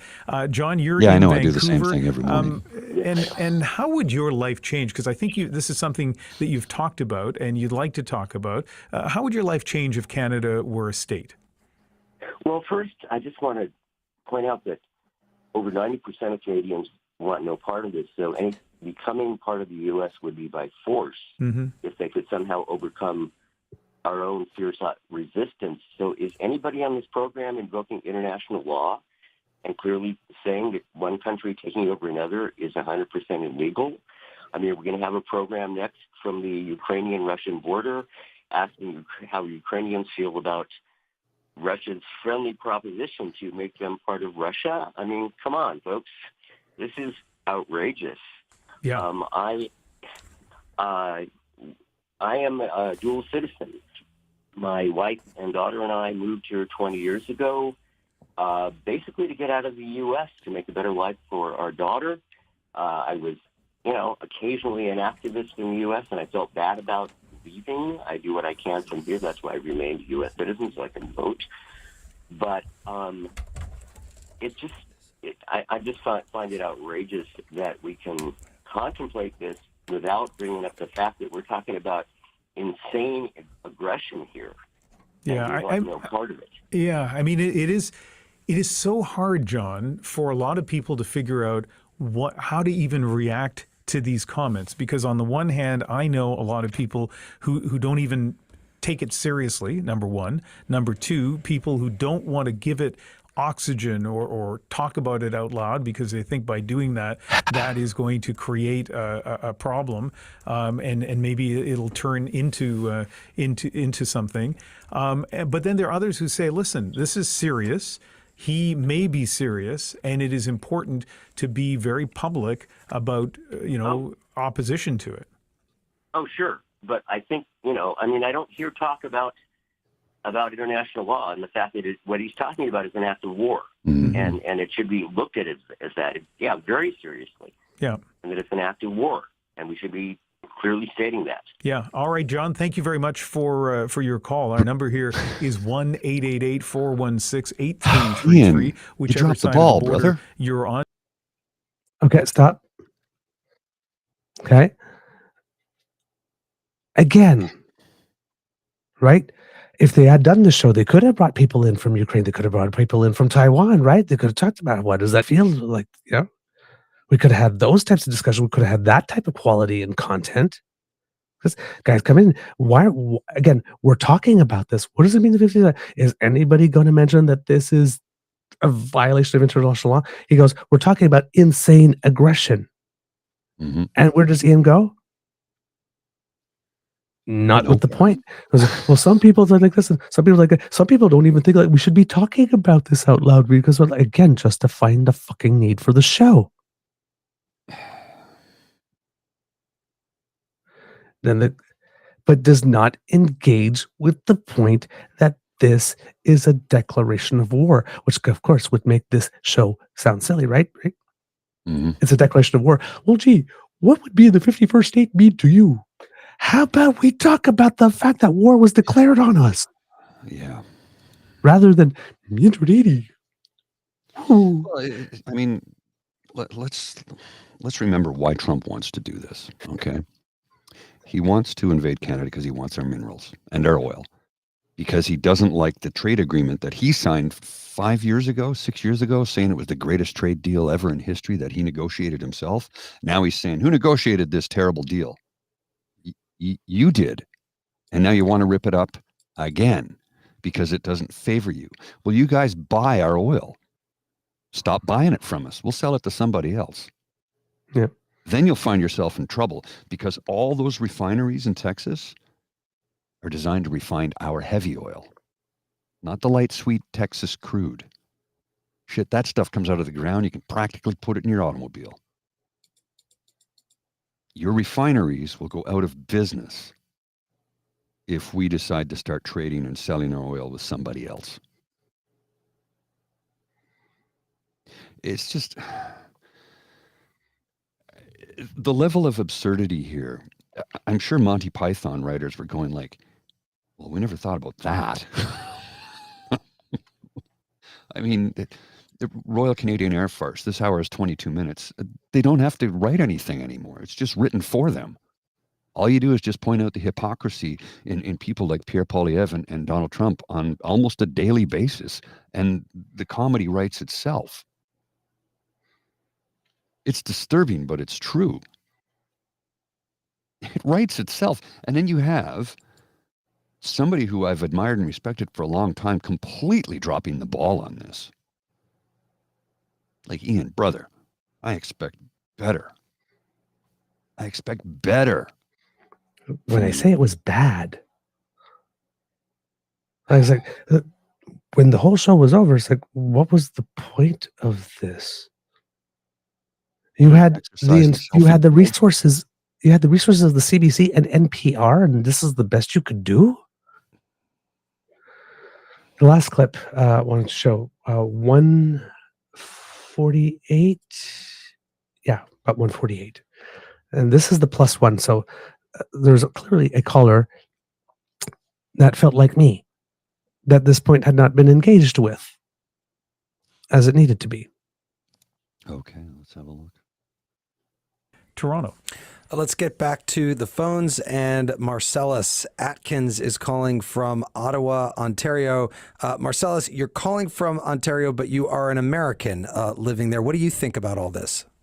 Yeah, correct. My wife and I live here in Ottawa. And first of all, thank you for having me on the show. I really do appreciate an opportunity to add my voice to this conversation.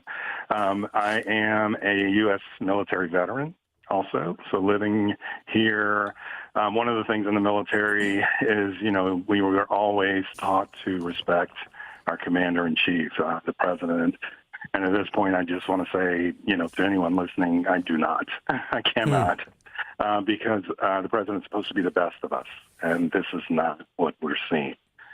Concerning the 51st state comments, in my opinion, I think one of the previous callers nailed it, saying that this rhetoric is truly, it's war. It's warfare. It's verbal warfare. Any country that tells another country, either you give me your sovereignty, you give me your land, or I'm going to punish your trade routes. I'm going to punish you with tariffs and things like that. Those are violent statements that should not be ignored by the international community. And I'm hoping that at some point something is done to kind of tone that down or eliminate that altogether. Concerning whether or not I think he's serious, only Donald Trump knows how serious he is, but I believe that Canadians need to take him seriously because he wants something. We don't know what it is, and he may not fully know what it is, but at some point I do believe it's going to come to light what he's after. And so I think that's, in my opinion, where, Canadians need to do what they're doing. And well, Marcellus, let me just ask you a quick follow-up, which is, first of all, thank you for your service to the country. And if we were to play this out, and we heard from Senator Heidi Heitkamp, who actually believes that Trump is serious about this, if he were to somehow take Canada by force, people like you in the military would be involved in that. That's got to be just an unbelievable thing to even consider hear American, troops being involved in forcing their way in. Yeah, I have a lot of friends in the military and our former military members. We've had these conversations. We're just dumbfounded. We're going, what would that even look like? I mean, would it look similar to the Civil War, where you've got, a civil war inside of America, where you've got troops firing on civilians? And I'm not trying to amplify it. I'm just saying, what would that even look like to have these nations, because we're so intertwined? Right. How would that even play out? So I'm with you. And my family, we're talking about, what are we going to do if it comes to that? Are we going to stay here, head out, fight? I mean, I'll fight alongside Canada. I'm telling you right now, we have a Canadian flag flying outside my home right now to show solidarity. And it's not that I'm turning my back on my country. I'm turning my back on Donald Trump. He is not representative of me. And if I could just quickly say one thing to Canadians, first of all, he does not speak for all Americans, so please understand that as you're dealing with us. We are not necessarily represented by this man.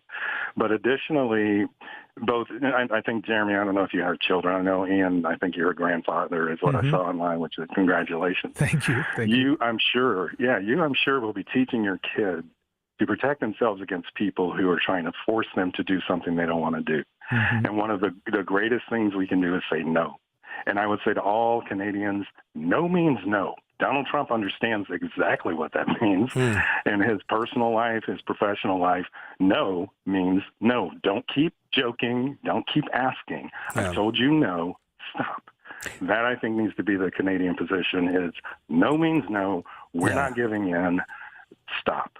Marcellus, thank you very much for that call. I love the fact he's flying a Canadian flag in the United States, or I guess he's in Ottawa now. He's an American living in Ottawa, but still, that's very interesting. And anyway, okay, that was not the interesting fact about that conversation, Ian. No, it's. And then Guy from the middle. Again, you did not engage with the point. You stayed on military stuff, talking about like how would you feel if you were asked to do this stuff. But again, it's a declaration of war. Please engage with the point. So the point was made. They didn't engage with it. Somebody came in and said, I think this guy nailed it when he said it was that. They still won't talk about it. What was the purpose of the show? Because the callers brought the stuff, but the host did not seem to be equipped to handle it. The hosts did not want to have the conversations the callers proposed. The callers came in to have the conversation the host asked for, but the host didn't seem to want to have the conversation they asked for.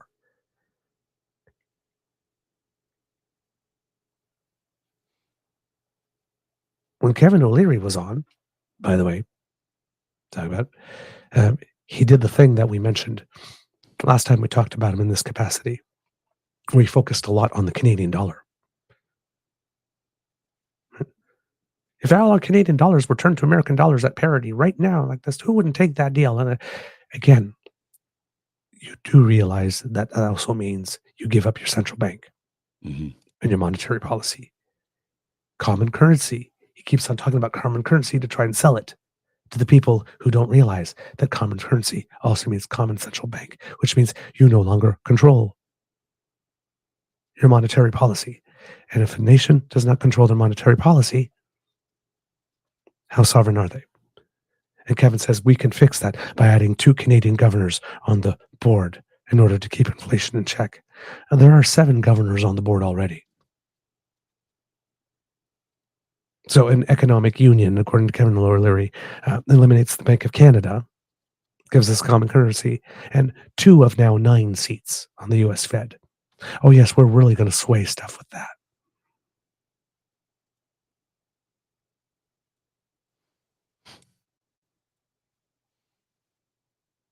There's no reason for Kevin O'Leary to be on that show. None whatsoever. He did not add to that conversation. So again, it's like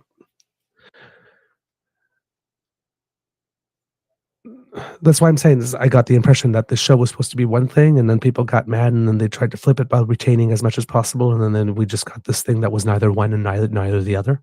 Mm-hmm. It was not really a phone-in show, and wasn't really discussing real things having to do, because those things were mentioned passing and not engaged with, rather than talk about, pop stuff in between. There was probably as much time given to short interviews with people that weren't phone-in callers, including the one with Kevin O'Leary that added nothing. But instead of going to get quality interviews with people that have experienced things in other countries, similar things, or from an actual trade perspective or a poli-sci perspective, we get two people who were on Dragon's Den. Heidi Heitkamp, U.S. Senator.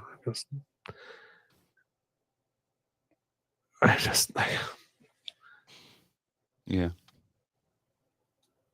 Well, get us the Minister of Internal Affairs of Ukraine. Saucy's comment here: it amuses me when Poilievre suggests CBC is too liberal. like, if there was anything liberal about this, is the fact that they allowed a trans person on to say something. That's about it. It's just, oh man, it was bad. It was bad. It was poorly conceived. It was poorly executed. It was a bad product. Fortunately, the best thing about it was the actual callers. Would have been nice if the people doing the show actually cared about the callers during a call-in show. Okay, so right? Mm-hmm. Kids and Cubs, please, if you're in the chat, let me know if I'm way out there. But from those exchanges, from the points of view of whatever the hosts brought or the format of the show, did you get anything out of it, or did you just really get anything strictly out of the words that the caller said? Did anything the hosts do add anything to your understanding of the points? Well, that was a complete exercise in self-indulgence and nothing more. Listen, people are saying, right, listen, and I want you to understand when people are going oh, the CBC's in bed with Trump. No. CBC's not in bed with Trump.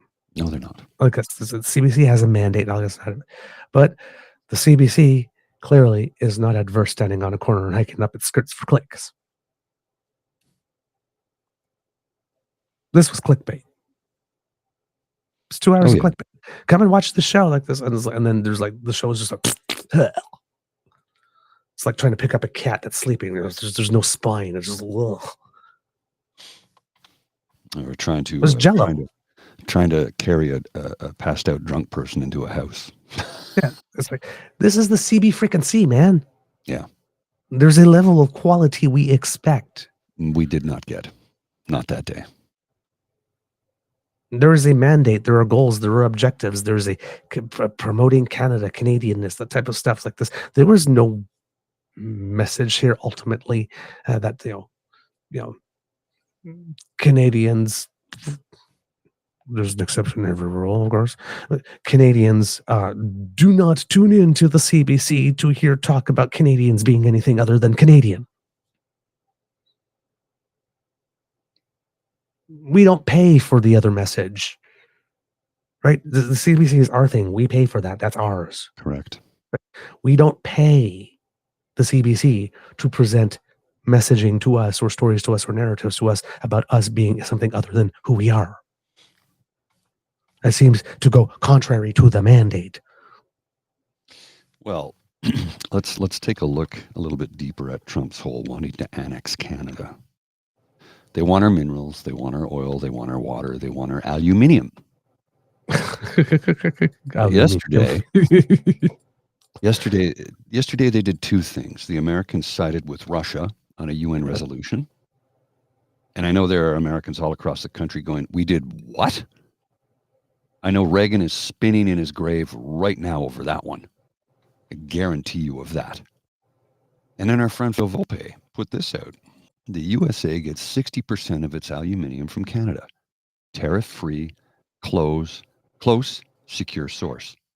Trump is threatening to tariff this as a national security threat, in quotes, but talking about getting it from Russia.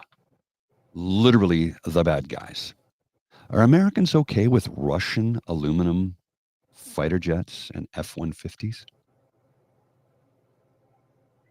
I mean, look, he's Krasnov, right? We've all read the stories. He went to Moscow in 1987. The Iron Curtain was still a thing. Germany was still divided. He went to Moscow in 1987 to broker a deal to open hotels. They were cultivating him long before that. His first wife, Ivana Trump, was from the then Red Curtained or Iron Curtained country of Czechoslovakia. Not Czechia, not Slovakia, Czechoslovakia. She was sent in to bring him to their side. This is how the story goes. I'm not making any of this up. This is the story. He has been compromised since the 70s. And when he set foot in Moscow in 1987 to broker a deal to open hotels, when he came back to the United States of America, he should have been arrested on the spot. Americans are not allowed to visit Cuba.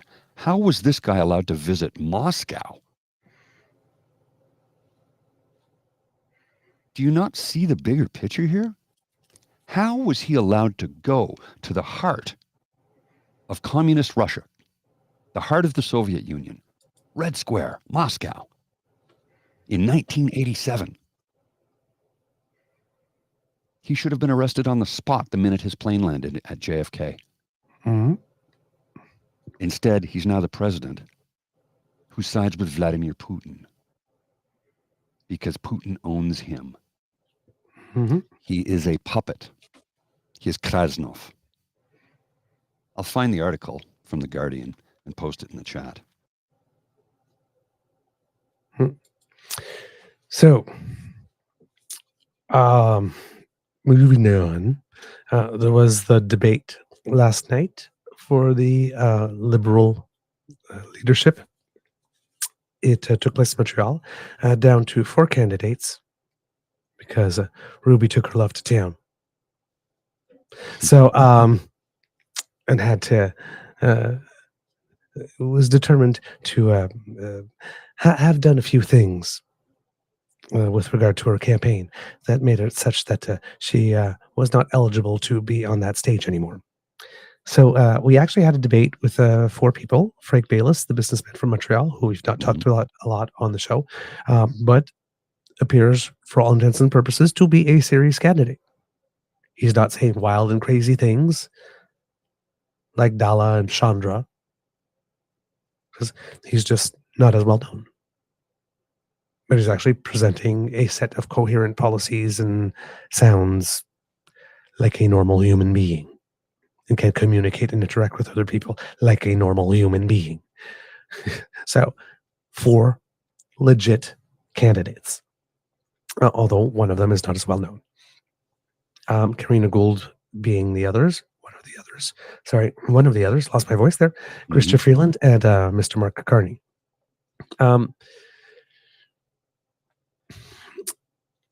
It's, how would I put it? Okay, the first thing when we talk about a debate in French is the quality of the French. Often, in this case, it's good-ish.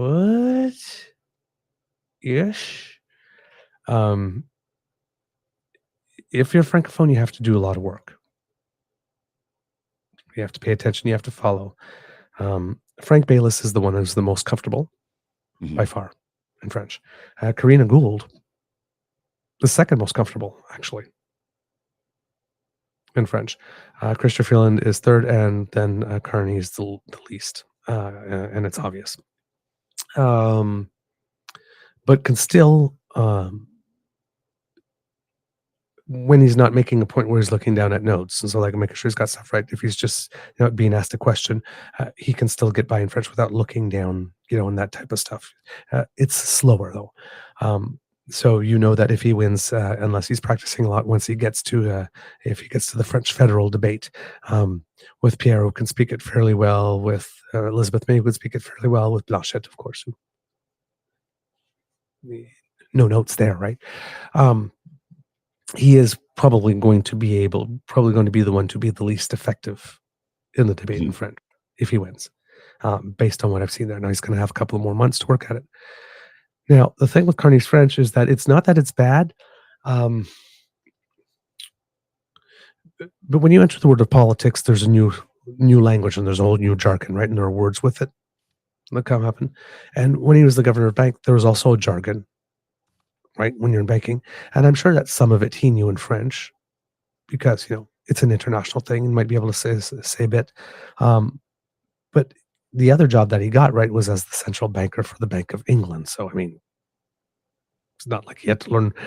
He probably might have needed as much French there as he did here, because here, Quebec's part of the country, and the Bank of England probably does do business with the Bank of France. So, and England and France are kind of two big deals in the sort of overall area. But you could tell, how would I put it, is he knows enough French to know some of the jargon words, but it's almost like he hasn't used them enough yet for them to come naturally.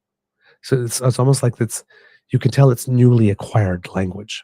Mm-hmm. So, for example, if he's talking about something, he's saying it's arbitrary in French, right? Like he knows arbitrary is arbitraire in French, but he doesn't remember arbitraire very well, so I'll say arbitraire or something, right? So you're sitting there and it's like, arbitraire? Oh, arbitraire. And you're listening to a couple of other words, and it's like, okay, so that's what I'm saying, where you have to do some work. You have to listen, right? Because the words are not exactly right, or the concept, or you sort of have to, a word is mispronounced, and you go, and you got to sort of like fill in the blank with, and complete the thought a bit. So, but it is better than a lot of French I've seen. Mm-hmm. Right, where it's like you're like Ruby Dalla French. Oh yeah. Right. I'm going to read a statement at the opening statement and at the French statement like this, and maybe like once or twice in the debate where I'm understanding something. Yeah, oui, moi aussi. Yeah, me too. And that's about it. Right. So overall, that you had 4 candidates that were able to communicate in French and make themselves understood with varying degrees of clarity and skill, but still overall, as a francophone, was good, right? But that's good for that. And then there's, what a native francophone speaker would consider as good. And in that sense, pretty much only Frank Baylis really hit it. Karina Gould had, as we said in French, une aisance, an ease with the language. But of course, there's, French immersion, Burlington, and then as a Franco-Ontarian, how we take certain words in English and, add an A or at the end of it and hope that it works in French.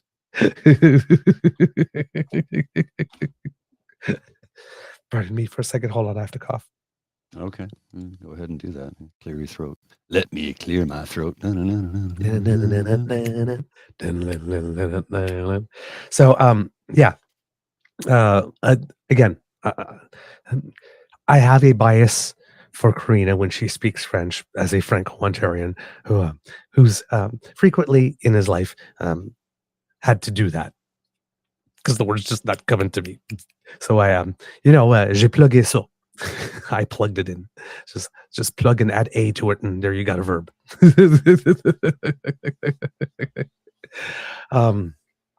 So the good thing was, as the evening went on, those who were having more difficulty in the beginning were getting some comfort, and things were coming easier. So that will be another thing, because here in this case it's all liberals. So it's adversarial, but not as much as in a bigger debate.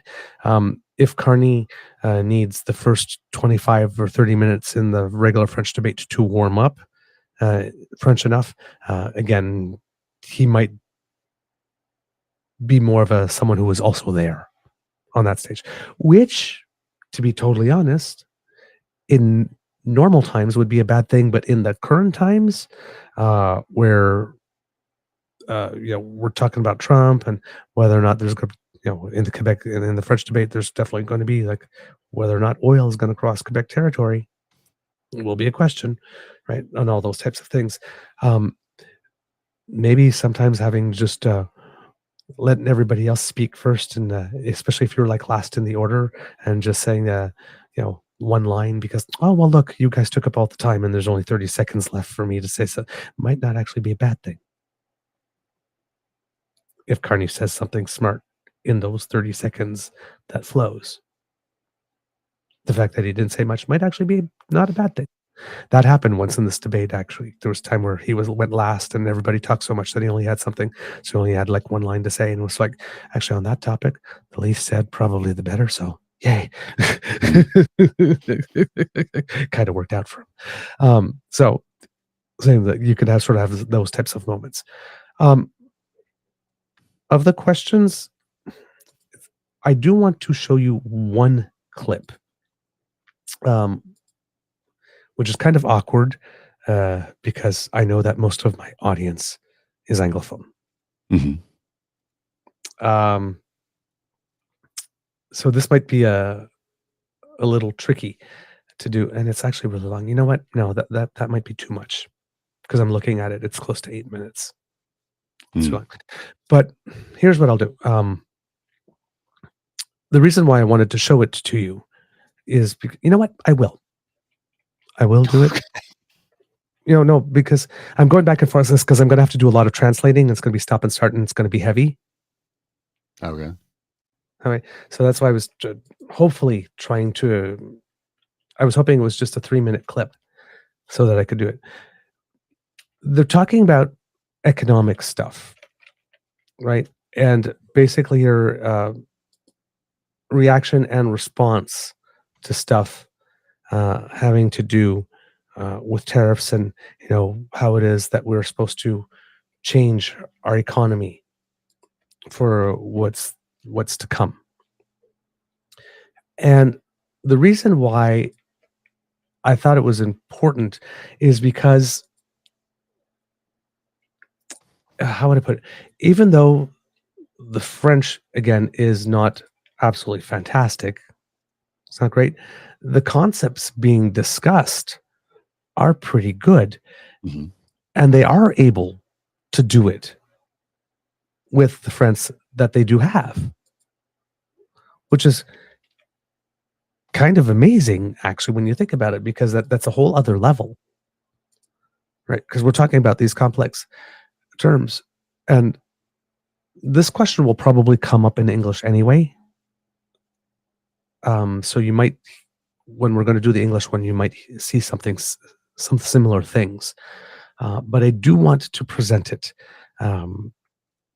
because of this was the part of the debate where you had 4 people who, even though they were in violent agreement on the overall core principles, actually had 4 very interesting different stances that you could make a case for all of them.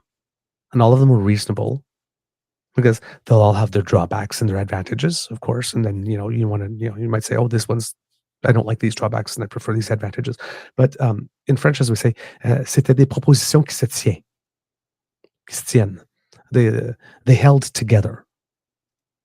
They were serious points being made, even though they weren't necessarily all going in the same direction, but they were all credible and real and serious, and things you could say, well, yeah, I could see making a case for that. Oh yeah, well, I could see making a case for that too, right? No flights of fancy, no weird stuff.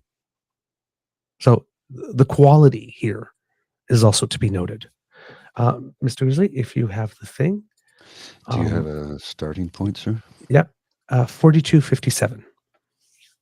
Now, in this debate over the course, one of the points I told you about Mr. Carney, the maître chez nous, he used it in the first 20 minutes. He had used it twice. In the first 15 minutes, he had already used it 3 times. Right, so really driving that home. But this will be good here. Monsieur Carney, 60 milliards, c'est combien d'années que ça prend pour un retour à l'équilibre budgétaire? 3 ans, 5 ans, 10 ans? J'ai une plan afin d'équilibrer le budget opérationnel dans 3 ans. Mais en ce qui concerne la situation budgétaire ici, nous avons eu un accroissement des dépenses à l'échelle fédérale au moyenne de 9% par année. 9%, année par année. C'est 2 fois plus rapide que le taux de croissance de notre économie. Alors, il faut mettre le cap sur le service public. Il faut changer la manière de gérer nos dépenses afin d'atteindre les résultats. Mais je vous interromps, M. Carney.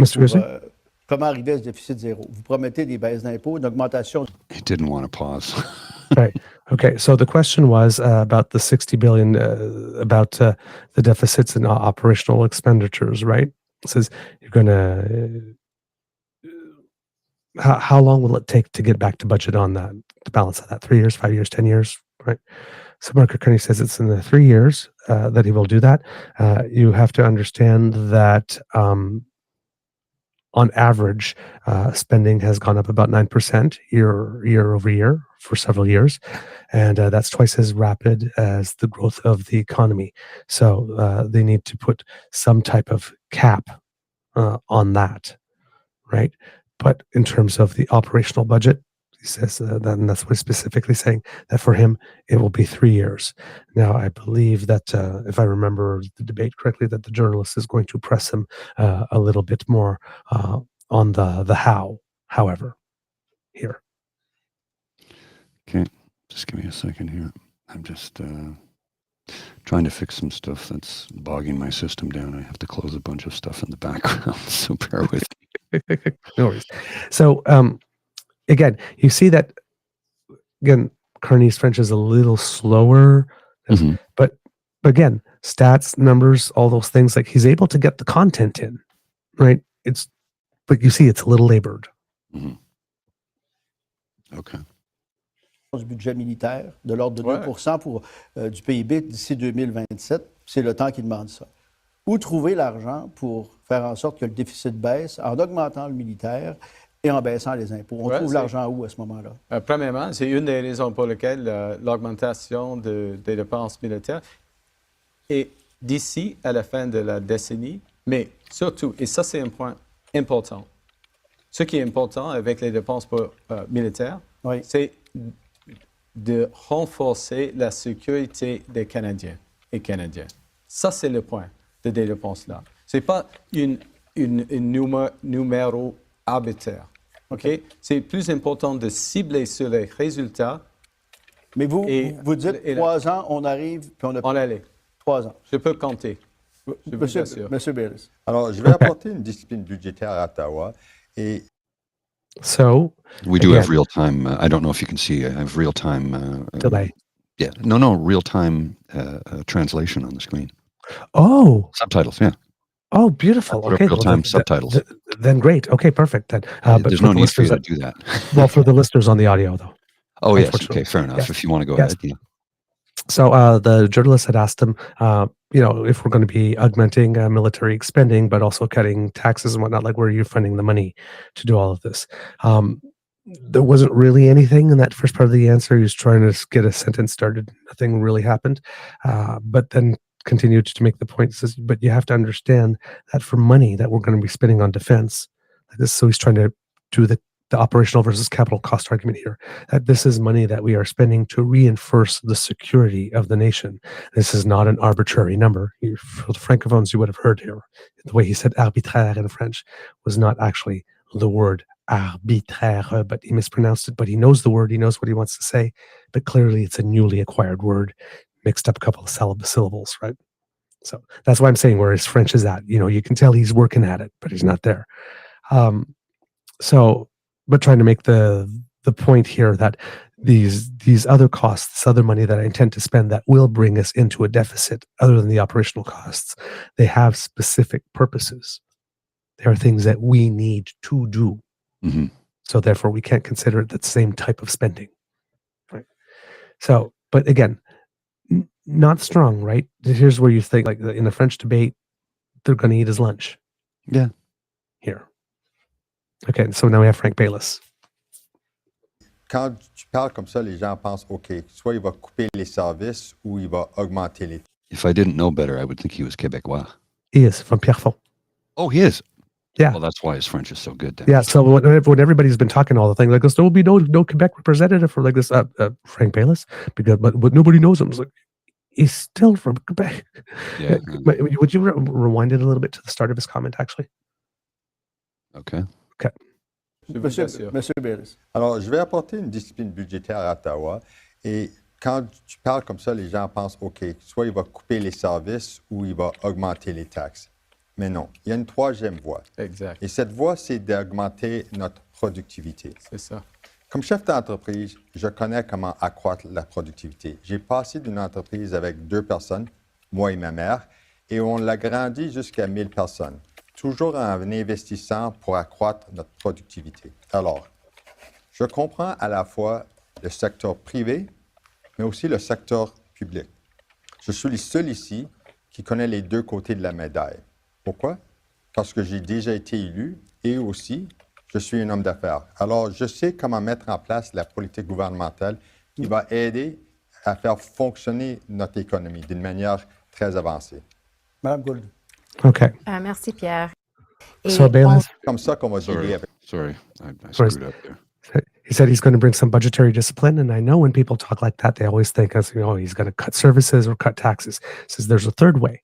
And then you could hear Mark Carney going, you're right, that's true. He says it's increasing productivity. And Mark Carney goes, you're right. So they both agree on this, right? He says, I started a company with 2 people, just my mother and I, and turned it into a company that had 1,000 people. He says, by always investing in increasing the productivity of the company. I understand both the public and the private sectors because I have been an elected MP and a business person. So I know how to put forward policy that speaks to our needs. Again, that's a good answer. Agreed. So he's not some fringe candidate. All right, keep going. Now we move on to Karina Gould. We'll get there in a second. Je prends un petit peu de temps avec vous avant d'aller à la prochaine question parce que je vous ai parlé de l'unité des provinces canadiennes. I'm not sure if we're in the right spot because I Qu'en est-il de la hit the thing by population? That's not the right spot. Disent que de 15 à 20%. Where, at what point was that starting at? Hold on, I'd have to look that up again too. You're probably around the 45-minute mark or so. Oh, okay. If you see Karina Gould around 44 something or 45. Yeah, I had accidentally. Sometimes the yeah, okay, there we go. Yeah, there she is. What happens is sometimes you'll make contact inadvertently, and it just throws everything sideways. Yep. I wasn't paying attention to the timestamp, so my apologies. Je sais comment mettre en place la politique très avancée. Et honnête avec. Merci Pierre. Je crois qu'on devrait être réaliste et honnête avec les Canadiens et je suis pas confortable comme libéral de commencer cette question avec les coupeurs budgétaires. On doit parler du fait de 40 milliards à peu près de dollars qui étaient énoncés dans l'automne. C'est nos devoirs et nos responsabilités et nos ententes avec les peuples autochtones dans ce pays. C'est quelque chose qu'on doit payer, mais ce n'est pas de cette année, c'est pour les années à venir. Et je suis tout à fait d'accord qu'on devrait croître l'économie, qu'on veut avoir plus de productivité, mais de penser qu'on peut le faire dans 3 ans, je ne crois pas que c'est vraiment réaliste. Et dans un moment où notre économie face les menaces extrêmes des États-Unis, on doit avoir la décision d'investir dans nos personnes, dans nos peuples, dans nos entreprises pour les protéger contre les États-Unis. J'ajoute un peu de temps à ce thème parce que c'est important aussi, parce que M. Carney, vous avez parlé de possibilité de réduire les transferts aux provinces.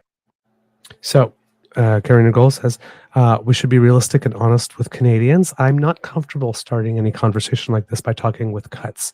And then she's mentioning the fall political economic statement. She doesn't say, and in the fall political economic statement. So the transition to link these two concepts together, but she starts talking about the $40 billion deficit that was recorded this year and stating that some of this had to do for our obligation to First Nations, right?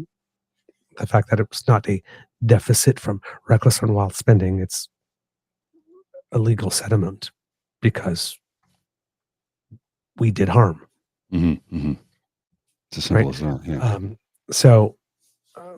But the connecting words to bring that concept together, she's just talking about the $40 billion in First Nations people, and that's an obligation, it's our duty. Mm-hmm. But the connecting words to link the concept to what she was in the flow, I have to complete that as a francophone. But to know that, I'd have to be aware that the fall economic statement came in, that is a $40 billion budget, and it was because it was a settlement. And if you don't know that, you can't complete the sentence. So it just looks like she jumped from one thing to another. Right. That didn't make sense. She says that it's our, so other than taking care of our duty and our responsibility to Indigenous groups, right? You have to take care of that. That's an expense that we just had to do. She also agrees with growing the economy with more productivity, but she believes that it is not realistic to promise that this could be done in 3 years at a moment that we are facing extreme threats from the United States. And this is a time to really be throwing money into investing in our people and our businesses in order to protect them. So the whole concept of necessarily having to balance the budget even operationally in these particular times within 3 years, considering whatever threats there are, and we don't know the full impacts of them and how they could, she's not ready to commit to that. She would like to have more room in case things are worse. So in other words, she's presenting this in such a way, because Mark Carney is being so firm, that if he's not able to do it in 3 years, you know for a fact the first thing that's going to be he promised he would do it, but he's just like Trudeau, he didn't do it, and the Liberals are always the same. Her, by framing it this way, is like, these are my goals, this is what I'm aiming for. But I have no idea what's coming from south of us and how hard and how bad it's going to hit. So I was like, I can't promise that we're going to be doing it in 3 years. And I'm not going to promise that the first thing that I'm going to do in order to balance this budget is cut stuff that goes to people. Mm-hmm. I like this statement from Mr. Jim. He says, now that Ruby Dalla is gone, I'm feeling really good about the leadership race. I'm not afraid of any of them winning. I concur. I concur with you on that one, sir. Whoever wins, I have no fear. Now, who is probably the best candidate to go head-to-head with Pierre Poilievre in a federal election?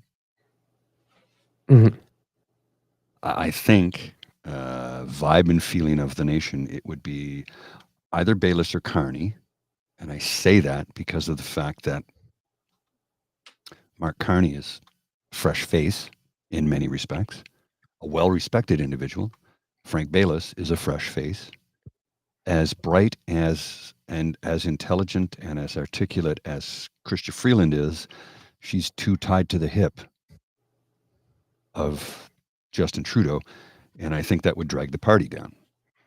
And Karina Gould, I don't know enough. I don't know if enough people are familiar with her yet. Again, I think she's the future of the Liberal Party of Canada. I don't know who will be the next leader of the Conservative Party of Canada. I shudder to think they could be worse than the current leader. Oh, they can. Oh, well, they can. Clearly, there's a whole lot lower we can go. I know. And look, I disliked Aaron O'Toole. I did. For some of the stuff he pulled, what he did to veterans, I have no respect for that. But he did say, we cannot govern by Twitter. We cannot govern by sound bites, and we need to bring the party closer to the center. The problem is there's so many extreme right-wingers in that party right now that I don't like extreme left and I don't like extreme right, because extremes are not good in government because people get hurt. Bingo. it's not good for anybody to be extreme when it comes to your political party. It's never good. All right. What have in the next few years, I have no idea. I know. Did you have any more Yeah. clips? Or continue on this one in this section here, because I think there's someone we haven't heard from Freeland yet. Okay, because I got to wrap up shortly. Yeah. C'est aux individus. Non, pas de réduction des transferts aux provinces, pas de réduction de n'importe quelle initiative. Pas de réduction? Non, pas de... Pas d'augmentation non plus, c'est statu quo, c'est quoi? Le statu quo. Statu quo. On a environ 150 millions de programmes au sein du budget gouvernemental. Il faut augmenter la productivité de cela. Nous sommes à Montréal maintenant. Nous sommes à Montréal, une des centres d'intelligence artificielle. Il faut mettre en œuvre pour le gouvernement. Maintenant, à partir de maintenant, ça commence, il faut continuer. Et en même temps, parce que il faut avoir... Oui. Okay. Parce que je pense que... Okay. Parce que à la fois 15 So a bit of a cacophonous mess here. And because this is something that will happen to Carney in the French debate, if he's laboring like this, other people are going to try and cut his time, because he didn't really say much there again. The host was asking about like transfers to provinces and stuff like that. Would there be cuts and that kind of stuff? And it's like no cuts, no increases, pretty much status quo. But of all the money that we do have invested in certain things, like I think he said 150 million, but I think he might have meant to say billion, because in French, million is million, but billion is milliard, right? So million, billion in English are different because of the first letter, you can tell, but million, milliard. So if French is not your first language, you could be meaning to say billion and end up saying million, because it's the end of the word that's different, not the first letter as in English. But it says of that money that we are spending, it's like we need to boost the productivity that we are getting for those dollars. Mm-hmm. And then that's when, but it took him a long time to kind of get that out.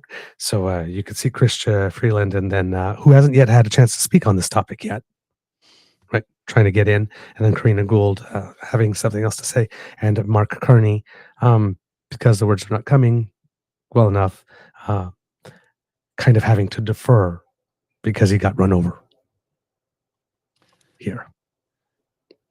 So he's got to be able to defend his space better in French when that comes. So let's keep going. Just a moment. 15 ou 20 secondes, je prends un peu plus de temps là, pour qu'on aille plus loin. Je veux juste dire, la responsabilité fiscale est importante, mais c'est important d'être clair avec les Canadiens que la position d'aujourd'hui est bonne. Ce qu'on doit faire, c'est vraiment contrôler le service public et investir dans la productivité, mais pas couper les choses qui vont directement aux Canadiens et Canadiennes. Madame, on reviendra au transfert tantôt. J'ai d'autres questions sur les transferts. Moi, Service Canada. Et quand vous avez l'expérience à gouverner comme ça, vous savez déjà qu'on utilise déjà l'intelligence artificielle pour faire nos services plus efficaces. On peut toujours faire plus, mais dans un moment où on a besoin de peut-être appuyer les Canadiens d'une manière importante contre les menaces économiques, je ne suis pas tout d'accord de dire qu'on ne va pas dépenser de plus, parce que si on a pris cette décision pendant la pandémie, les Canadiens auraient souffert beaucoup plus et beaucoup d'entreprises se seront fermées. Là, je vous demande un oui ou un non à la prochaine question. Est-ce que c'était une bonne idée? This is really cool here. So Christopher Freeland says fiscal responsibility is very important, but it's important to be clear that today's economic position is good. Mm-hmm. Our macroeconomic position is good. So yes, we have to control some public spending, and we do have to invest in productivity. And then Karina Gould comes in and says, because somebody was also talking about making government more productive and efficient using stuff like AI. Says, well, if you've worked in the government like I have with Service Canada, because she was the minister in charge of Service Canada, you would know that we already do use AI very much in the government. Now we could always use it more ways to do better things, but we do that. But what we need to do is support our Canadians at a time where maybe a lot will be asked of them. And I cannot agree at this moment to say that we will not spend more in order to do that, because had we done that during COVID, people would have been far worse off. So again, these are the 4 positions. I guess we could stop now. There was one little addendum where they were adding a couple of other things there. It was really quickly, but that was the main crux of that part of the discussion there. So you saw 4 people, right, emphasizing 4 very different points. Right? Invest. Yes, cut taxes or cut programs like this, or we can invest in boosting our productivity. Yes, we do that, but let's make sure, like this, that we're going to need supports for people if these tariffs get a lot. So, because how much we're willing to commit to, balancing budgets, and to how much might not be wise to go all in and make that a firm promise yet, because things could change. Mark Carney, no, we're going to do operational and whatever operational capital budgets. The operational budgets I will be able to do in 3 years, come what may. That won't matter. So all solid positions that you can make a case for, right? You won't know which one will be right until you go through the gauntlet. I guess, but before you're going into the gauntlet, well, we could do this, or we could do this. Well, all of these are solutions where people turn around and says, well, yeah, that could work. Well, yeah, that could work too. Well, yeah, that may be. So if you got those 4 together in a room, and they put all those ideas together, you would probably come with a really good policy. And with Karina Gold there, you'd probably have be presenting it with a little bit of humility, enough humility that in case you weren't able to achieve everything in 3 years because life threw you a curveball. Because you don't have somebody turn around and says, but you committed, you promised. But you promised. Yeah, but we had a pandemic. I don't care. You promised to balance the budget in 3 years. But there was a you broke your promise. I don't care if things change. You made a promise. Promise. That's it. It's black and white. Eliminate all nuance.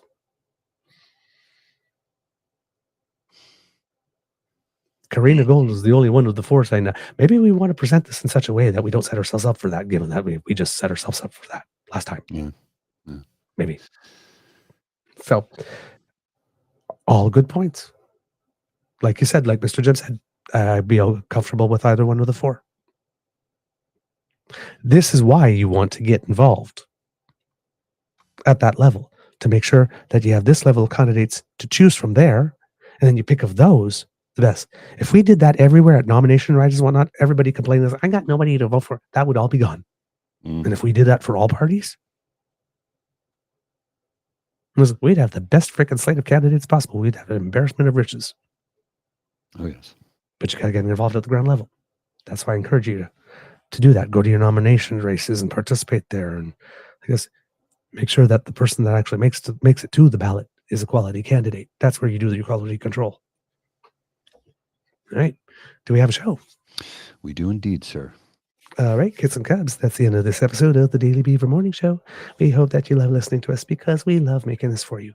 Remember, word of mouth is priceless and sharing is caring. So please tell your peeps and poops all about us. We love it when you do. Let's see, what else do we have? Oh, yes.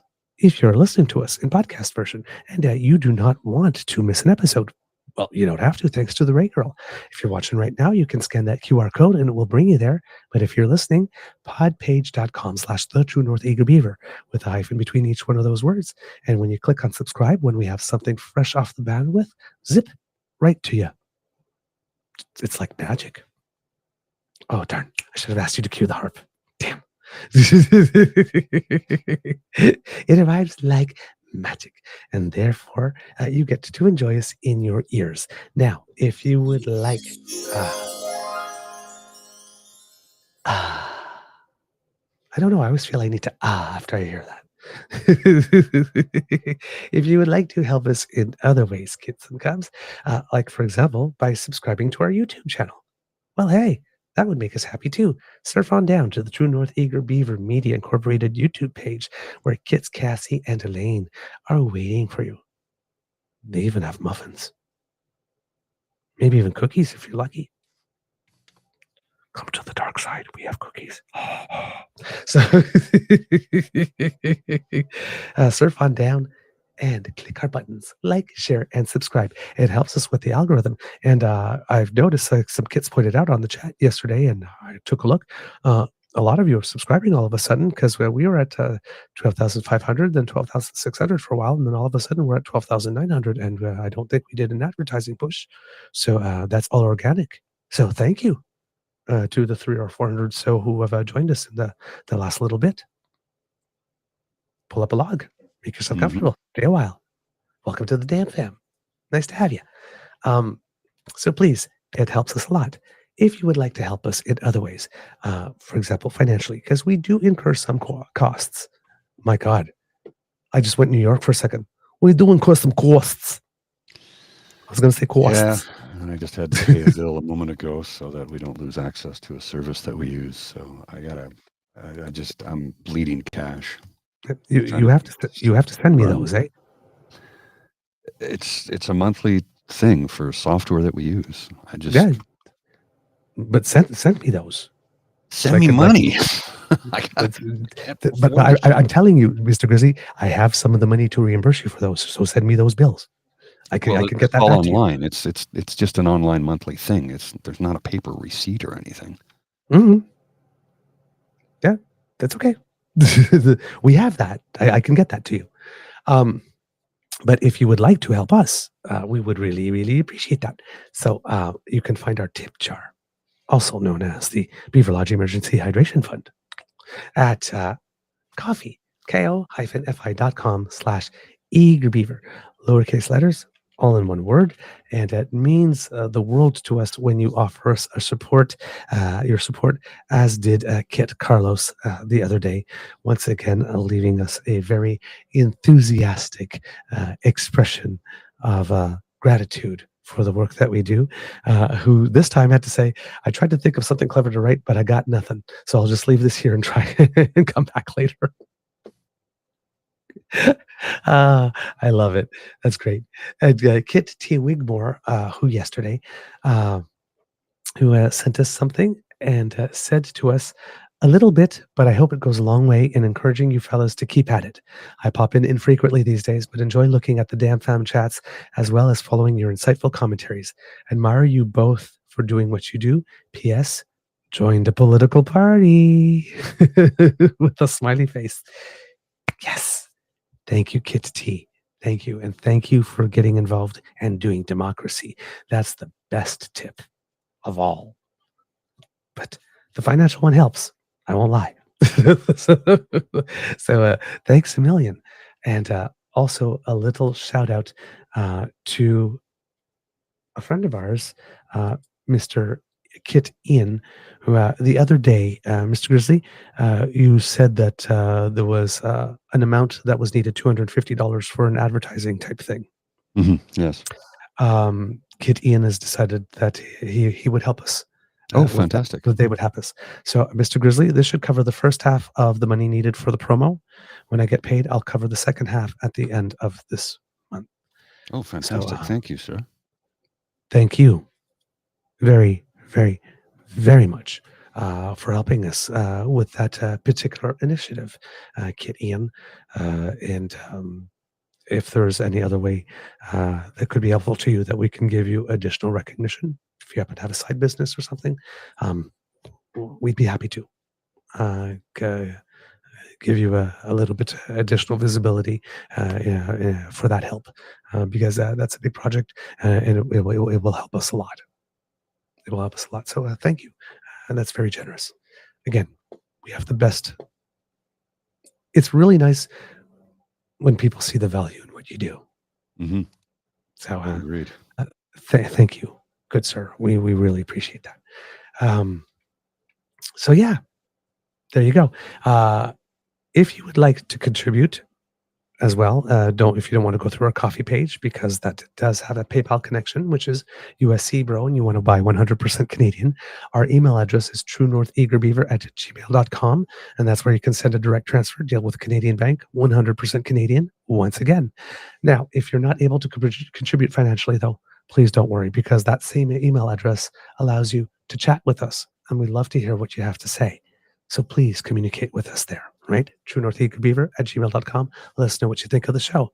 Also, you can reach us at the Blue Sky Beaver Lodge, at True Eager, our Twitter account, The Bad Place, and also Facebook page. And if you're listening here on YouTube, right down below, there's a comment section. We do try to read everything, of course, not able to necessarily get back to everyone, but your comments do make the show better. And we appreciate everything that you do to promote the show, to give us feedback, all of that. It means the world to us. Thank you. Because democracy is something that you do. Again, Quebec Liberal leadership race, Ontario election on Thursday. Please plan your vote.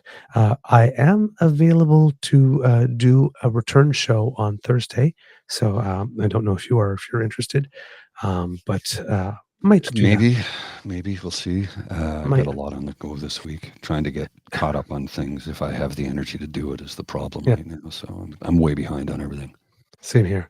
Part of me wants to do it because, I mean, we're a political show and it's Ontario. It's the biggest province like this.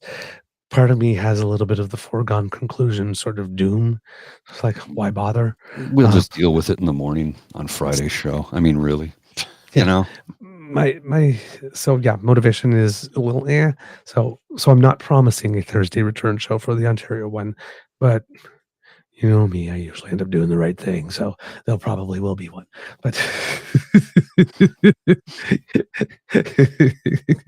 but right now I have a little bit of rebelling going on. It's like, no, I'm not giving you a special. You disrespected us. Why should I do a special to watch you win? But then, like this, there's part of me that just the hopeful, optimistic me says, maybe we'll get a surprise. Maybe. And I want to be there for it. But it doesn't look like we're going to get a surprise. But still, go vote. Absolutely, go vote. Do not let the suppression tactics work. Go vote. Because even a drop in seats on his part sends a message, right? And it would be nice to have two opposition parties that actually have official status. So if we could get 12 seats for the Liberals and 12 seats from the NDP, that would be good too. Yeah, right. Okay, Mr. Grizzly, please, some words of wisdom. Ontarians, remember, once again, I'm going to remind you, you have 2 more days. Get out and vote on Thursday. This is Tuesday. This is Tuesday, isn't it? Yeah, it's Tuesday. This is Tuesday. Make sure you get out and vote on Thursday. Vote for your community. Vote for the individual in your community, the representative, the MPP in your riding that will do the best for Canadians, for your fellow Ontarians, for your community, for your friends, for your family, for the seniors in long-term care, for autistic children, for children in schools. Vote for those folks. And let's not forget the nurses and the doctors who have been underpaid and overworked. Teachers. And folks that are sitting in ER hallways for hours on end. Vote for those folks, because guess what? You could be one of those folks any day now. Vote for the trans kids and the people on ODSP. Yes. Vote for the people living in encampments. Vote for the addicts.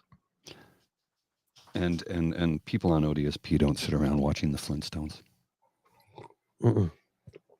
Thank you for that, Mr. Grizzly. Also, don't forget that democracy is something that you do, that there's a by-election in Manitoba coming up, and that the English language debate for the Liberal leadership is tonight. So please tune into that. Yeah. All right. That's everything that I got. So, Mr. Grizzly, please. Okay, first of all, kids, it can be a tough world out there. So please be kind to and gentle with yourselves. Somebody has to. Might as well be you. Charity starts at home. Mr. Grizzly, cue the cock. You are listening to a True North Eager Beaver Media Incorporated podcast. The True North Eager Beaver podcasts are proudly brought to you by our founding sponsors, the Misfit Mysteries from Corvid Moon Publishing, your source for science fiction, fantasy, and cozy mysteries featuring a broad diversity of characters. CanadianTarot.com, their uniquely Canadian online eclectic tarot community, and the Peppermaster, hot pepper sauces made from farm-fresh ingredients to thrill your taste buds and expand your mind. We are grateful to the Crier Media Network for its support, Pete Jarvis for our artwork, and Paul Joseph Something for our opening and closing sequence music.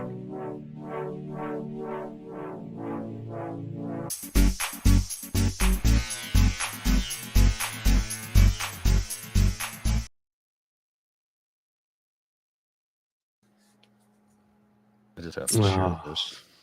Okay. This is John Pavlovitz. This is from November of 2021. In your own words, how would you describe libertarians? John Spalding responds, house cats. They're convinced of their fierce independence while utterly dependent on a system they don't appreciate or understand.